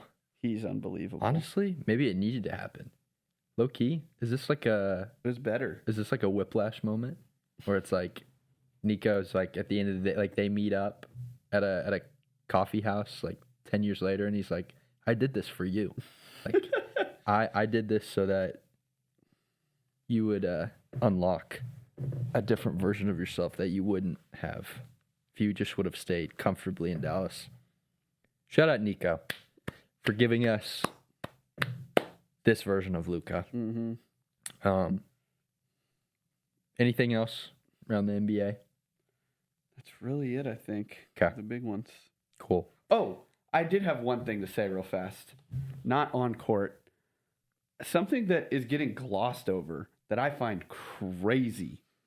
Obviously, we're all aware of the Terry Rozier stuff, the gambling and the links to the Italian mob. Yeah. Like Shout out Italy. a week after this stuff came out, the Terry Rozier links with the mafia, Eric Spoelstra, his house burned down while he was coaching a game. Investigate? Connect the dots for me on that one. Eric Spoelstra is The head coach, head coach for Miami Heat, where Miami Rozier Heat. played. Okay. Okay. That's Interesting. suspicious to me. That's You, crazy. you think he burned down his own house? No, to- I'm saying the mafia. Oh. If Spoelstra was part of it, the investigation, it was like, I think, yeah. I think Terry might be throwing games. Look into it. Interesting. And the mafia burned his house down. No one's talking about Eric Spoelstra's house burning down, dude. Interesting. That's crazy. Let's see. He made a comment in a post game that was so sad, where they're like, after it was like a close game that they won. He's like, after a hard fought game, what are you looking forward to? He's like, well, what I really wish is I could go home right now, but I don't have a home. That's crazy. Okay, however, initial reports suggest a possible electric malfunction. Yeah. Who knows? Cause of fire still under investigation. Initial speculation pointed. Yeah. Dude. House fire. That's crazy. Italian mob. Yeah, there's nothing. How the mafia. Oh, no. Yeah. It's suspicious. Maybe it was. It's suspicious. You know, I'll go on my AC Milan Reddit forums and ask if it was us, if we did it. Please do. See what they have to say. Okay, college basketball is here. It is starting, and it's like I don't have room in my brain to fit it in yet because we've got football, we've got NFL, we've got soccer, we've got NHL. I mean, there's so much stuff going on, but the more the merrier. Bring it on. I like a challenge. I'll be honest. I watched like the first little bit of Kentucky and Louisville last night. I don't even know who won. And then I've watched the first half of the A&M Oklahoma State game. That's all that and I guess I've watched a few of the earlier A&M games. That is all that I've watched so far in college basketball. Cut that out. A&M, I don't know. The ETA. Oklahoma State game was not great. I think it was a tough shooting performance. Don't know if that is to be honest, I don't really have like a intelligent take on why we did why we weren't very good, but yeah, not great.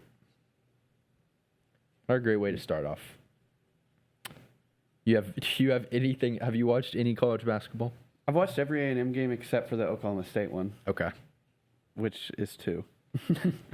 But have you watched any other game? Because I watched the end of Auburn versus, was it Bethune-Cookman? It went to overtime. No way. Yeah. I did not know that. That's all I've watched. Okay. I think Duke and Texas played, or Texas played somebody. Oh, yeah, Texas played Duke and lost. I believe they lost. Fair. Which, yeah. Duke. I haven't watched Duke, but I've been looking because they have Cameron Boozer. Oh, really? Yeah, who hopefully will be a Spur. This is the greed they talk about in the Bible. Is Cameron Boozer Carlos Boozer's son? Yeah. Nice. He's legit. He's going to be a top 3 pick. Okay. Unless something goes horribly wrong. But let's see. Oh, Florida beat Florida State by 2 points last night. Thomas Haw, 20 points. I think you want to get a haircut like him. Not Don't know joking. it. It's like a slight mullet. Ah, Yeah. soft mullet. Soft mullet. Yeah, haven't watched a ton, but I'm excited for when SEC play starts, conference play starts, to kind of get into it. What's your goal for A&M basketball this year? Year one, Bucky. I have no goal. Really? I really don't.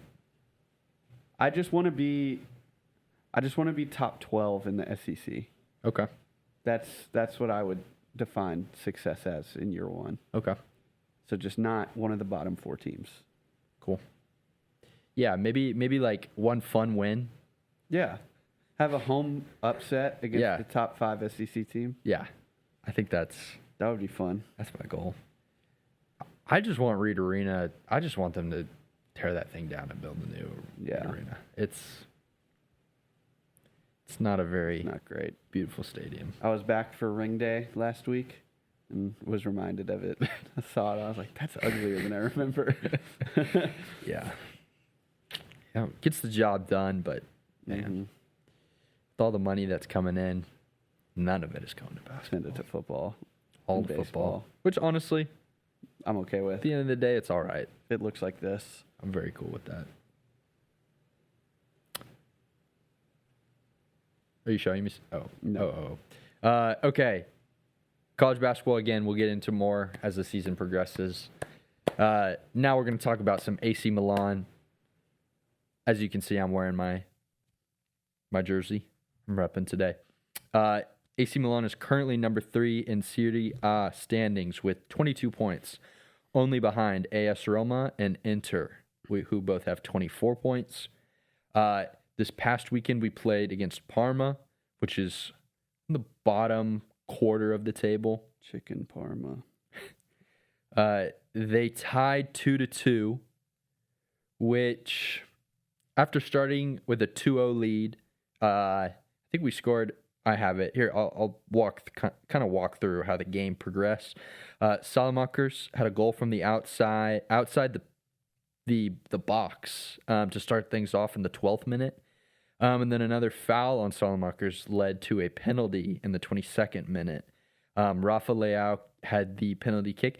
Honestly, a perfect penalty kick considering the goalie guessed the correct way to dive, and it just curled in the slid in the left post. But right before halftime, Parma had an incredible left-footed goal, which brought it to 1-2 at halftime. And then in the 61st minute, Parma equalized with a beautiful cross and header, make it 2-2. Game finished in a 2-2 tie. But good news is Pulisic was subbed on, I believe, in the 70th minute. He had a shot that almost went in. He had an opportunity, wasn't able to capitalize. Is what it is. But now we're suiting up for Inter this Sunday in the Derby. I'm excited. I can't wait. Inter is, again, the top of the table with 24 points. Milan 2 points back. So this is a big game with big implications. Yeah. That's all I got to say. Come on, AC. Okay. Movies. I watched Frankenstein on Netflix. Mm-hmm. You need to watch it. I Is loved it old? No. It came out a couple days ago. It came out like 2 weeks ago. Or no, sorry. It came out a week ago on Netflix, but maybe it's been in theaters. The director is Guillermo del Toro. I believe he did Pan's Labyrinth. I've never seen it, but it's kind of known for its props / like scope. He's a very kind of like fanatical director. Like he likes to direct things that are, like Pan. I mean, it follows. It's Pan, Frankenstein. You can kind of see the similarities. Awesome movie. I loved it. The props in it. Frankenstein played by, what's his name? Hold on. I'm going to remember his name. Dang it. Who's the tall guy from Euphoria? He's the Jacob Elordi? Yes. Jacob Elordi played Frankenstein. Crazy pull. I've never seen Euphoria. He did a great job as Frankenstein. You had Oscar Isaac, I believe, as From Moon Knight? yes. Okay. He was Victor Frankenstein. Did I just say he played Frankenstein? You said Jacob Elordi played Frankenstein. I apologize. The monster is not named Frankenstein. The monster is just the monster. That's a common misconception, and I apologize to all the people who care about that sort of stuff. He plays the creature, is what they call him. Victor Frankenstein is the one who created the creature. But the props, the sets, the scope, honestly, like the lens that he even used, it's almost like a fisheye in a way that it like captures a ton of the scene. It was a 2.5 hour movie. Did not feel like 2.5 hours. I was engaged the whole time. Highly recommend it. It's just a very cool movie. I think the cameras that they used too had to have been very, very high end cameras. Almost seemed similar to the ones that they use for like Stranger Things. I don't know what cameras they use for that, but the crispness and the vibrance of the color, I don't know, whatever they used, it seemed kind of similar. And then I also watched Ballad of a Small Player. It's a poker movie. You talked about that last week. Did I talk about it last week? Mm-hmm. Okay. I didn't know if I had talked about it. But I love that one too. It's on my watch list now. Okay. Good. And then I finished The Running Man, the book written by Stephen King. I have not yet seen the movie. Apparently it's out. I'm assuming that the movie's...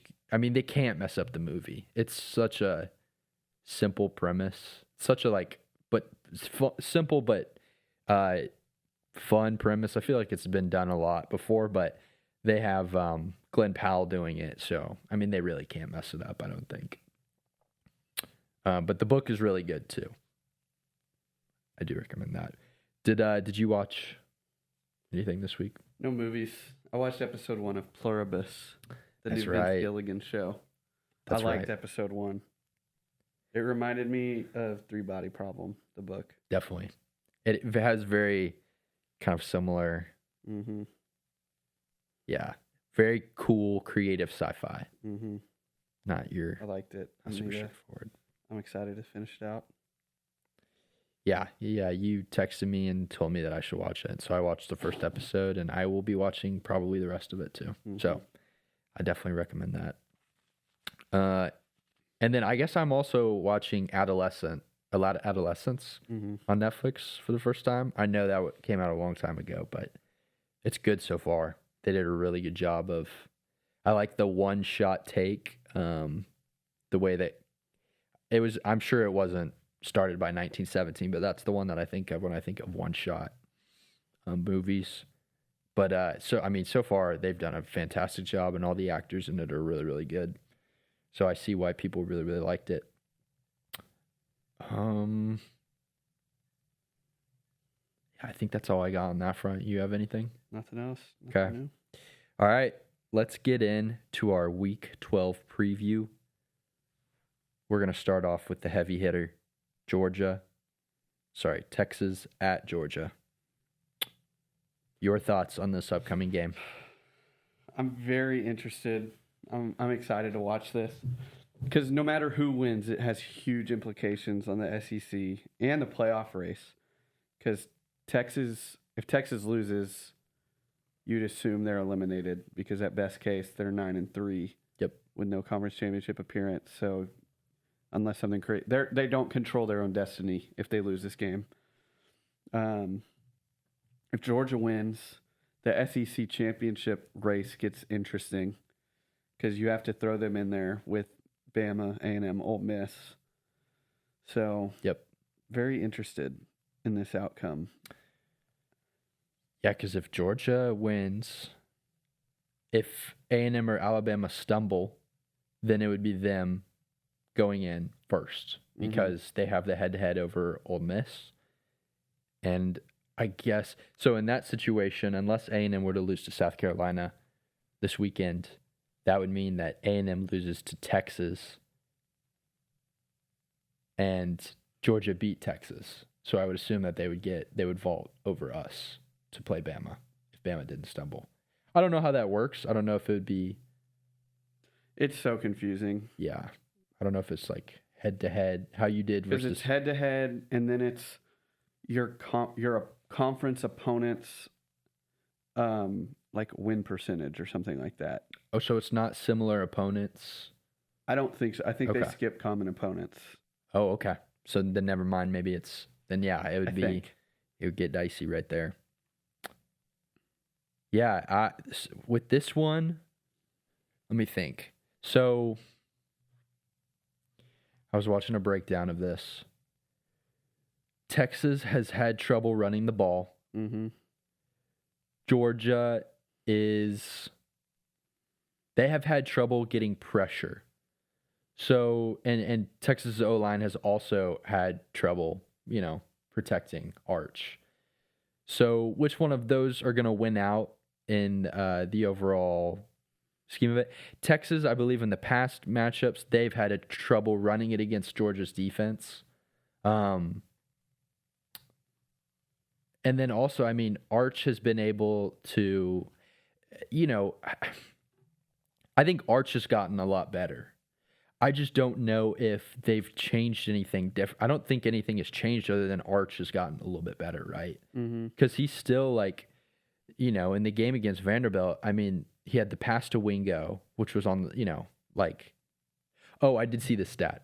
Gunnar Stockton and Arch Manning are both 1 and 2 in the SEC in explosive plays from passes behind the line of scrimmage. Or it was just like in passes behind the line of scrimmage. Yeah. So both, have that's been a big part of I think that comes from you have Zachariah Branch for Georgia and you have Trayvon Wisner and Wingo on Texas and of course other guys too. But you have these athletes. It's like our goal is to just get the ball in their hands and for them to make tackles in space. Georgia has been a very, very good tackling team. That's kind of what they've hung their hat on these past 5-6 years of dominance. So if Georgia stays really solid in tackling on defense, I mean, and also Texas's defense has been really, really solid. Mm-hmm. So, Texas defense versus their offense is going to be interesting, especially because Texas, I believe, is the second best rush defense in the country. So Georgia being able to run the ball, which opening up the pass game, if they're able to do that, I think that unlocks something. If they're not, you have to rely on Gunnar Stockton. I don't think Texas's secondary has been as good, but they do get Michael Taft back. Is he officially back? I believe he's going to be back for this game. Okay. Yeah, that's very important. Very, very important. So there's a lot of factors at play. I just think with Georgia having the home field advantage and I think they've been just a little bit more consistent than Texas. I do think Georgia I will probably pick Georgia to win, but I mean, Texas still easily very much has a chance. Mm-hmm. I'm also picking Georgia to win, which I think this is the first time I've picked against Texas this year. I picked against them a couple of times. Yeah, because I had them over Ohio State. Mm-hmm. I mean, I had them over OU, which worked. I had them over Florida for sure. Yeah. But I feel like they're very similar teams right now. I mean, you talked about the stat of explosive plays on passes behind the line. Their defenses are both good. I feel like their weaknesses are similar too. But this is kind of an intangible, not like a stat to point to. We've said it for a couple years now. It's just like, I trust Kirby Smart way more than I trust Sark. Yeah. At home, back against the wall, And I also think I trust Georgia's playmakers more. Like, I think Wisner's really good, but I think I still trust Nate Frazier more, especially behind a better O-line. Yeah. I trust Zach Branch more than any Texas receiver, even though I know Wingo had a great game against Vandy. Yeah. But I just trust Georgia's defense and just them at the line of scrimmage in general more. Yeah. And I think they have the coaching advantage. So I'm going to go Georgia as well. It's going to be interesting to see Colin Simmons go up against that Mm-hmm. offensive line. Because I was, again, watching a breakdown, and what they were saying is that it's funny. Apparently, like, from a defensive scheme perspective, they just tell Colin Simmons to do whatever he wants because he's a beast on the field, and he makes plays, whether they're like, yeah, you can do a speed rush around the outside, or, if you want to play inside, do whatever you want. It seems to be working, and honestly, he's a beast, so it kind of helps to create some havoc. But they were saying that kind of in a similar sense of, like, we were watching Harold Perkins, and they were like, it kind of seems like they just tell him to go out there and make plays. I think Colin Simmons gets that treatment a lot as well. Notre Dame at Pitt. Interesting game. Notre Dame's very happy that Pitt is ranked at this point because they get an opportunity to hopefully solidify themselves if they win this one and then the rest to be one of those teams in the college football playoff. I am going to go Notre Dame in this one. I think they have a lot to play for. I think Jeremiah Love is, like we were saying, Heisman level player, individual player. And I think they know what's at stake here, and I think Pitt does too, but I just see Notre Dame winning this game. I agree. All of Pitt's games, especially since they changed quarterbacks from Holstein to, I forget his name, Hinchfield or something like that, they've all been like high scoring back and forth. And Notre Dame's defense this year is not what it was last year, understandably, with all the NFL talent they produced. But I still trust Notre Dame's defense enough and their offense to keep their normal pace to be able to slow down Pitt. Yeah. Because, Notre Dame allowed Arkansas, who has a great offense, no defense, to score, 13? They won 56-13. Yeah. And this is going to be Pitt's toughest matchup, I think, yet. So I'm also going Notre Dame. Yeah, teams with elite running back talent and good offensive line play, if you're consistently making it third and manageable every single time, of course you're going to have a couple tries that possibly stall out, but I just trust that to, open up the pass game. I mean, it's kind of what I was saying about, A&M's, it opens up so much. So yeah, I'm going with Notre Dame. You are going with Notre Dame, but I'm interested to see this game. This will be good. South Florida at Navy. Kind of just talked about Navy. I mean, this is a big one for South Florida. They are the highest ranked group of 5 team at the moment. I'm going to pick South Florida in this one. I am as well. I mean, I don't think they have a great defense, but I don't think Navy has much of an offense. So, yeah. And we know what USF's offense can do, so. Yep. Yeah. Yeah, I think South Florida, I mean, they need to win out, but there's just been so much craziness in the group of 5 that you never know. You actually never know. Because, yeah, it's like South Florida, Memphis, I guess JMU, North Texas. Are they still in the hunt? I honestly don't know. I think they do seems play like someone. Right whenever a group of 5 team takes the lead for odds to make the playoff, they lose. Yep. I know. That's what it's been all season. I mean, North Texas only has 1 loss. And it was to Memphis, right? And it was to Memphis. By like 40. No. It was to USF by 30. Or oh, that's right. 7. This is by USF. They lost by a lot.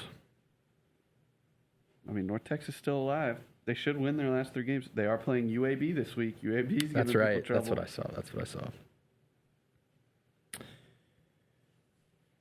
Yes. Yeah. So I'm going South Florida in this one. You're going South Florida in this one. Yeah. Oklahoma at Alabama. Mm-hmm. This is a fun one. Mm-hmm.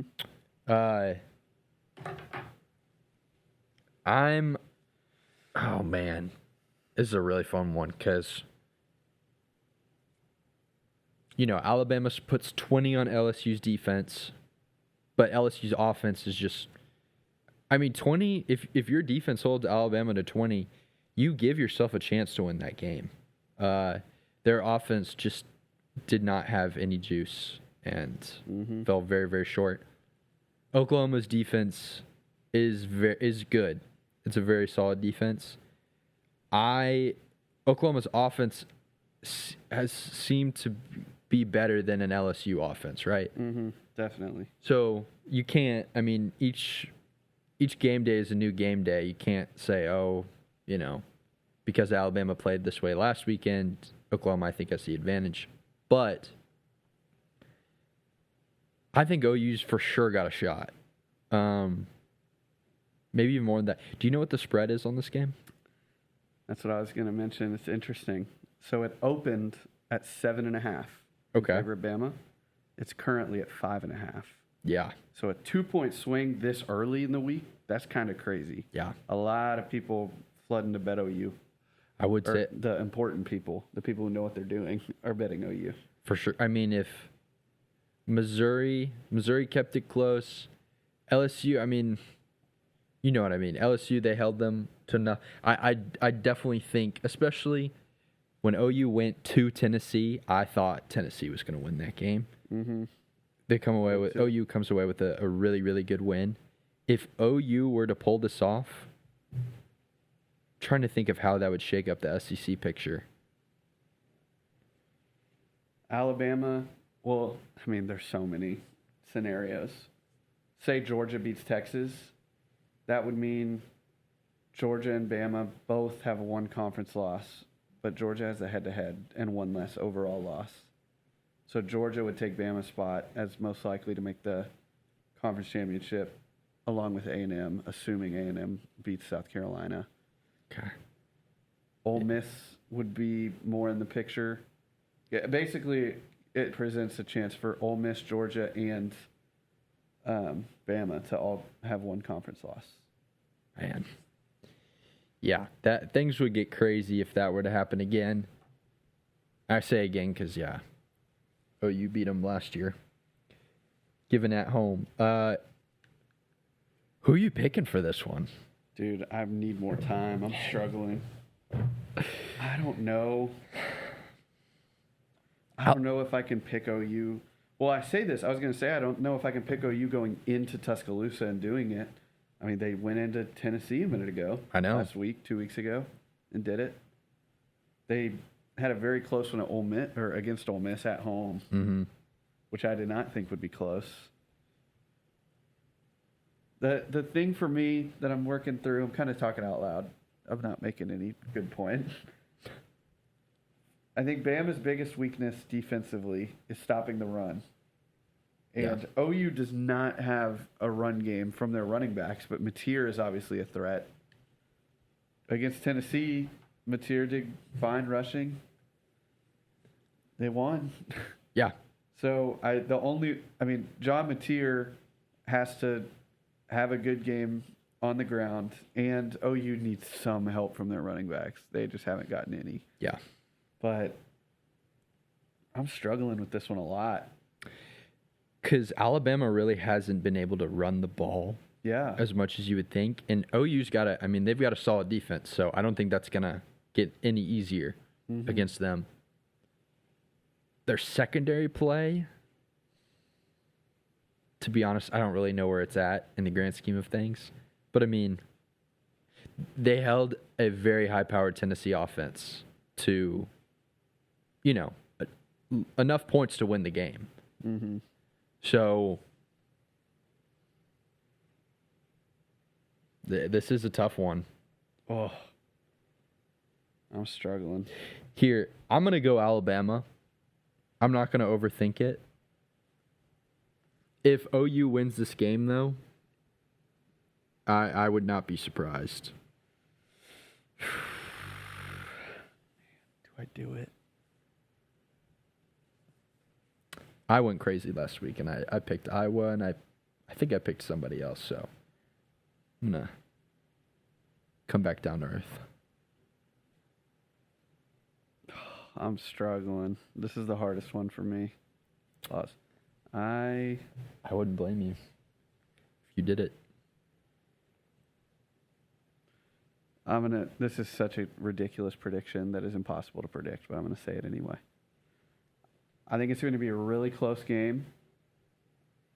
I think OU is going to be in a position to win, and I think Brent Venables is going to mess it up. Really? I trust Kalen DeBoer. Not even like I think I do think Kalen DeBoer is a very good coach. I'm not trying to discount him. I also though think Brent Venables, who I like as a person and his personality, and think he does good things. I think that in terms of like managing a game, not as great. Yeah. So I think it's going to be a really good game, and I think something dumb is going to happen, and Bama's going to win. Maybe similar to like the South Carolina-Bama game. Okay. Where South Carolina was in a position to beat Bama and messed it up. And Bama takes advantage of the opportunity. That's what I'm going to say. So I'm going Bama, but I really do think OU needs respect in this. I do too. And I think they're getting it. I mean, if the spread's already moved that much. And let's see. OU has 2 conference losses. Is it to Ole Miss and Texas? Texas. Okay, so if But they this were if Ole Miss were to win and Georgia were to win, or no, sorry, if Oklahoma were to win and Georgia were to win, that would make Georgia, Bama, Ole Miss equal. That would also push OU above Texas, even though Texas has the head-to-head. Texas would have 3, or no, they'd be tied. They'd be tied as well. It would just cause a pile up from the. Assuming, again, A&M wins, not assuming they win, but in this scenario, that would cause the 2 through 6 in the SEC to all be like very, very close to each other. Sure. And also, I think OU would be pushing for an at-large bid at that point. Oh, yeah. Very a clear. Because, I mean, they'd be 8-2. They do. Do they have any tough games left? I think they probably Well, they probably do. Well, Missouri with Zollers, and then LSU. Ooh. That's actually not as bad now that that's not looking as bad anymore. Things have panned out the way they have. That could be interesting. If OU can win this game, they are really pushing for an at-large bid. Yeah. That's crazy. Yeah. So, yeah, if Oklahoma were to win, Georgia were to win, man. Wow. That could be a crazy, that would be an awesome shakeup. This is just such a great finish to the year as far as like, seeding, and it's just so fun. Because OU went from like seemingly a lock to a lock in the opposite direction. Yep. Like that's not going to happen.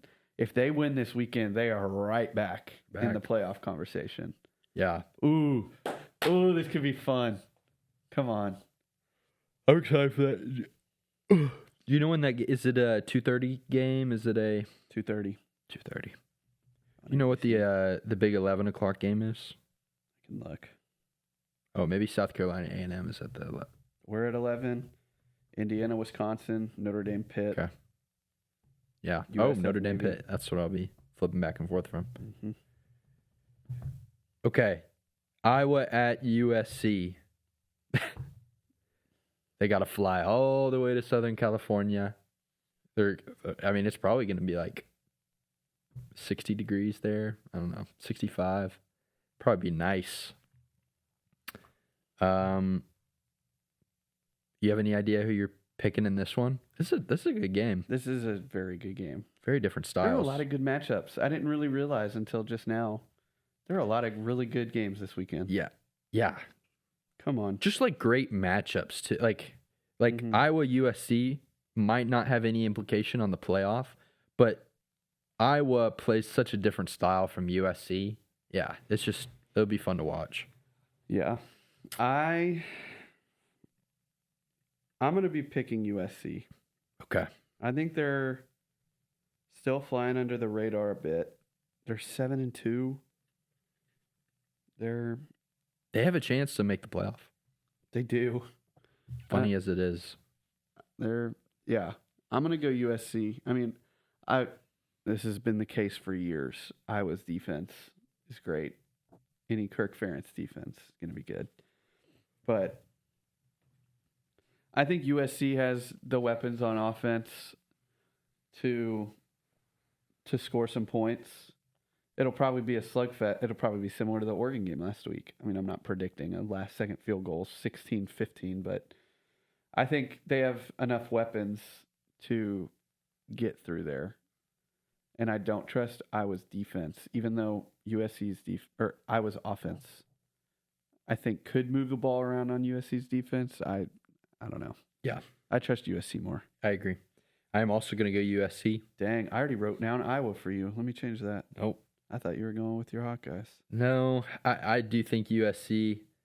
I think their offense is. I trust their offense, and I think USC is a good team.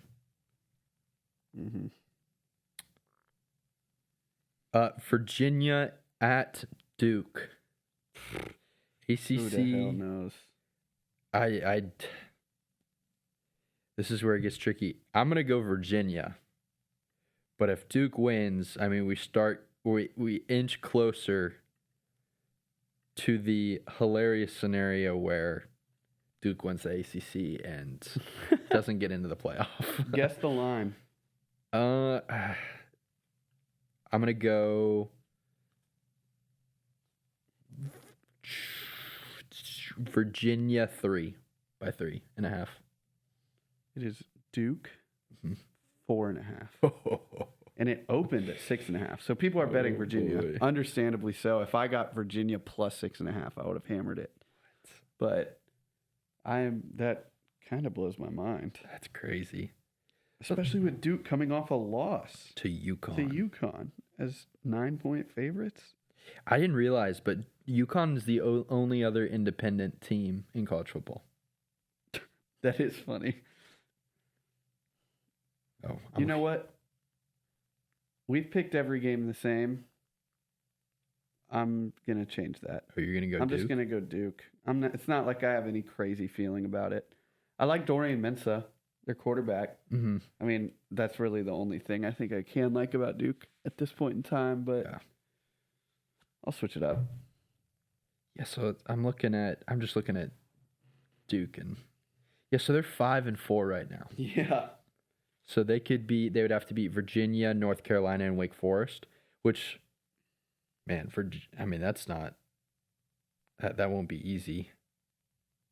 I'm going to look at their standings.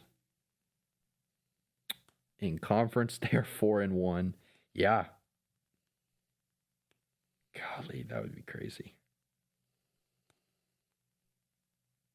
They could win the conference champion. I low-key, I'm cheering kind for of cheering for it, yeah. Okay, and then we've got 3 more that we're actually going to talk about. Florida at Ole Miss. I'm going to go Ole Miss. Yeah. I don't even know if that one's worth picking, but just thought it was kind of interesting. Well, a lot of those games that we've been like, are they even worth picking, have ended up being interesting. But I'm with you. Yeah. Are you also going Ole Miss? I am. Okay. Utah at Baylor. Kind of interesting. I'm going to go Utah, but Dog, we're picking all the same games. The same winners. I'm also going Utah. hold on, wait. Wait a second, cuz I have written down TCU at Utah, and then I have Utah at Baylor and then TCU at Utah. So They're playing Baylor. okay, who's TCU playing? Let's find out. BYU. Mm. Wrong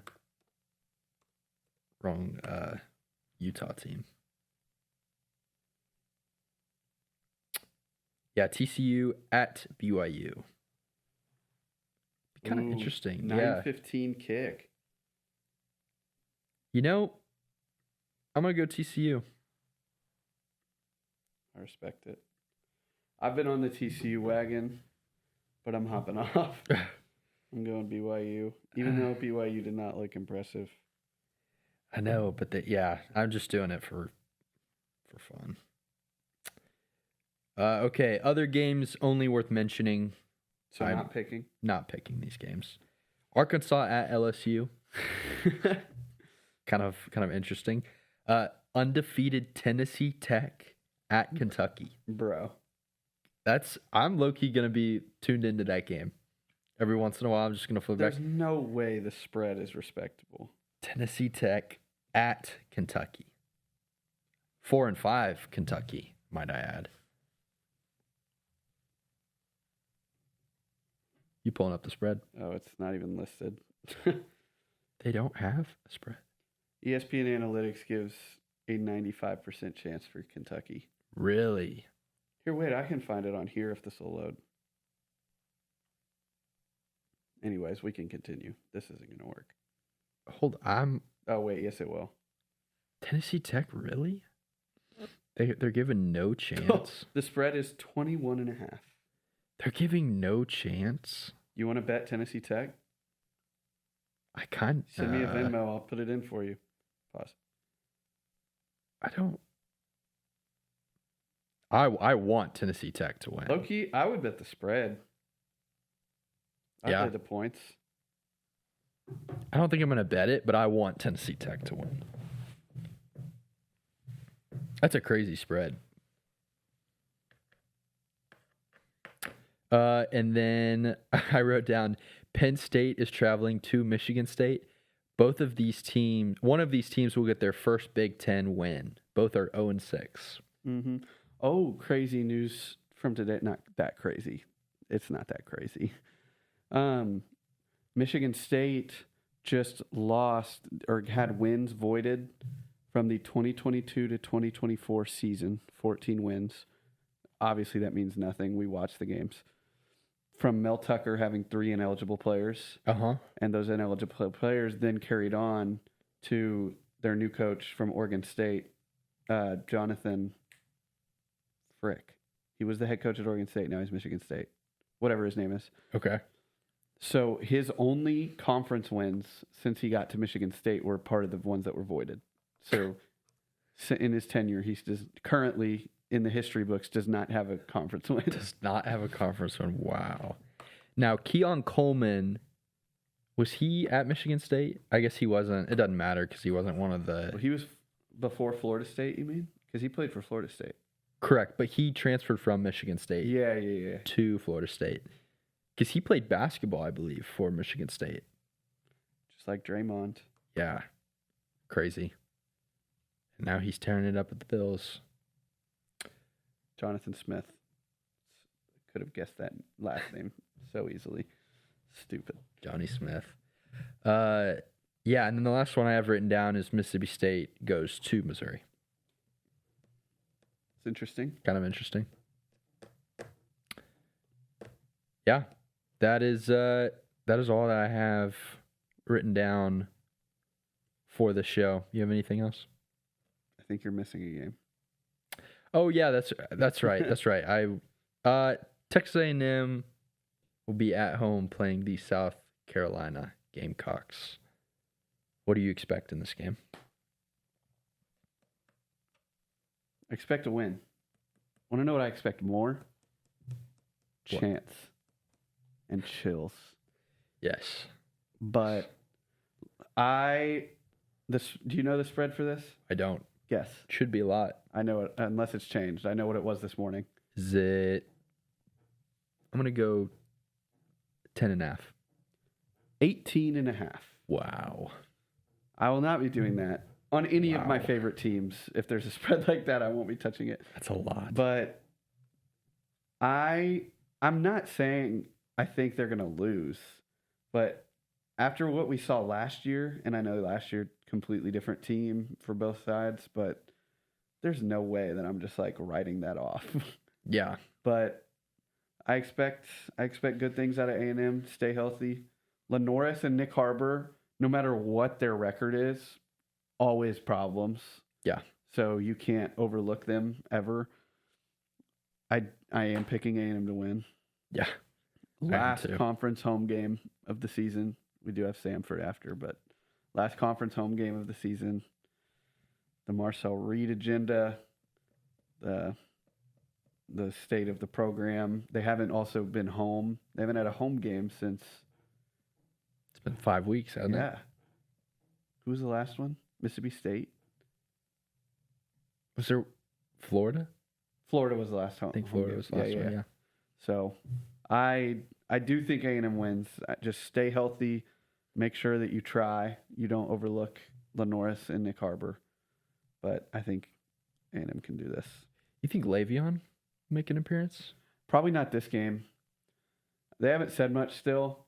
They've been very secretive about it. Yeah, they have. But I think if he's good to go, they're definitely not going to force him in there, especially if we win this game.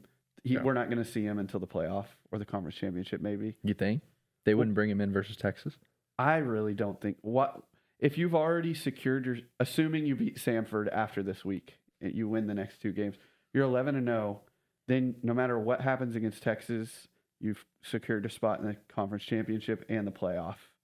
So I don't really see why you would put him in against Texas.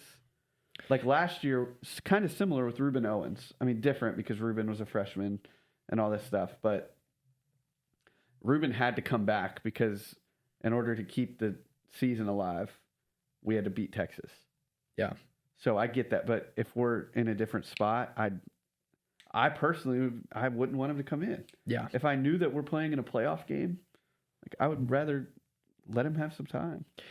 From a CEO standpoint, I definitely see that, and that is kind of what Mike is. But if Le'Veon's ready to go for the Samford game, mm-hmm. and then but you're like, hold on, we don't need you this game, and then the Texas game comes around, and he's ready to go. From the coaching player relationship, it'd be hard to be like, Le'Veon, you can't play it. We're not allowing you to play in this game if you're ready to go. That makes sense. I think he would be like, coach, like, I want to play. Maybe I don't know if he cares about the rivalry all that much, because I think it's different for fans than it is players. Way different for fans. I don't know if players. I mean, I know as a coach, Mike it's kind of nameless and faceless. The opponents, you're just trying to win, and I know players don't buy into it as much. So I don't necessarily mean it as like, I want to play Texas, but more of just like, this is a big game on the road, last game of the season, ranked on ranked matchup. This is a in-state rivalry, so there is passion behind it, and fans are going to be crazy. If he's ready, if he's not ready to go, or if he's a little bit, I can see them holding him out. But if he's like fully ready to go, it might be hard for the coaches to be like, you can't play. I get that. Because we're saving you for the playoff. But I don't know. I think that's just a conversation that they have. Mm-hmm. We'll see. We will see. But yeah, I think A&M. I mean, if I wasn't a fan of A&M and I was emotionally like not invested in this, I would probably look at this game and be like, yeah, like I have full confidence that A&M will win this game. But again, anything can happen on any given Saturday. So the fact, though, that it is at home and we've been playing the way we have on both sides of the ball, mm-hmm. I definitely was very nervous for the Missouri game. Now that that's over, I don't feel as scared until Texas, honestly. Mm-hmm. Feeling good. Just win.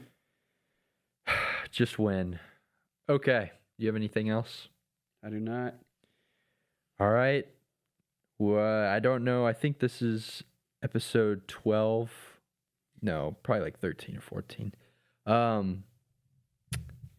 We have I don't know how it works, but we get there are more Singapore listeners that are listening to this. What? Because we have multiple listens from the country of Singapore.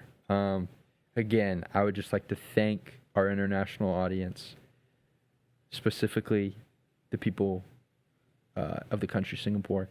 We appreciate you investing your time into listening to us talk about sports. We will try to plan a meet and greet at some point. We will try to travel out to Singapore, wherever that is, and see you guys, see all of our lovely fans. Say hola to our fans. Yes, we will learn the language. We will be able to communicate with you effortlessly and effectively, joyously. Yeah. Can't wait to be with y'all next week. Yeah. That'd be it. All right. Well, catch y'all later.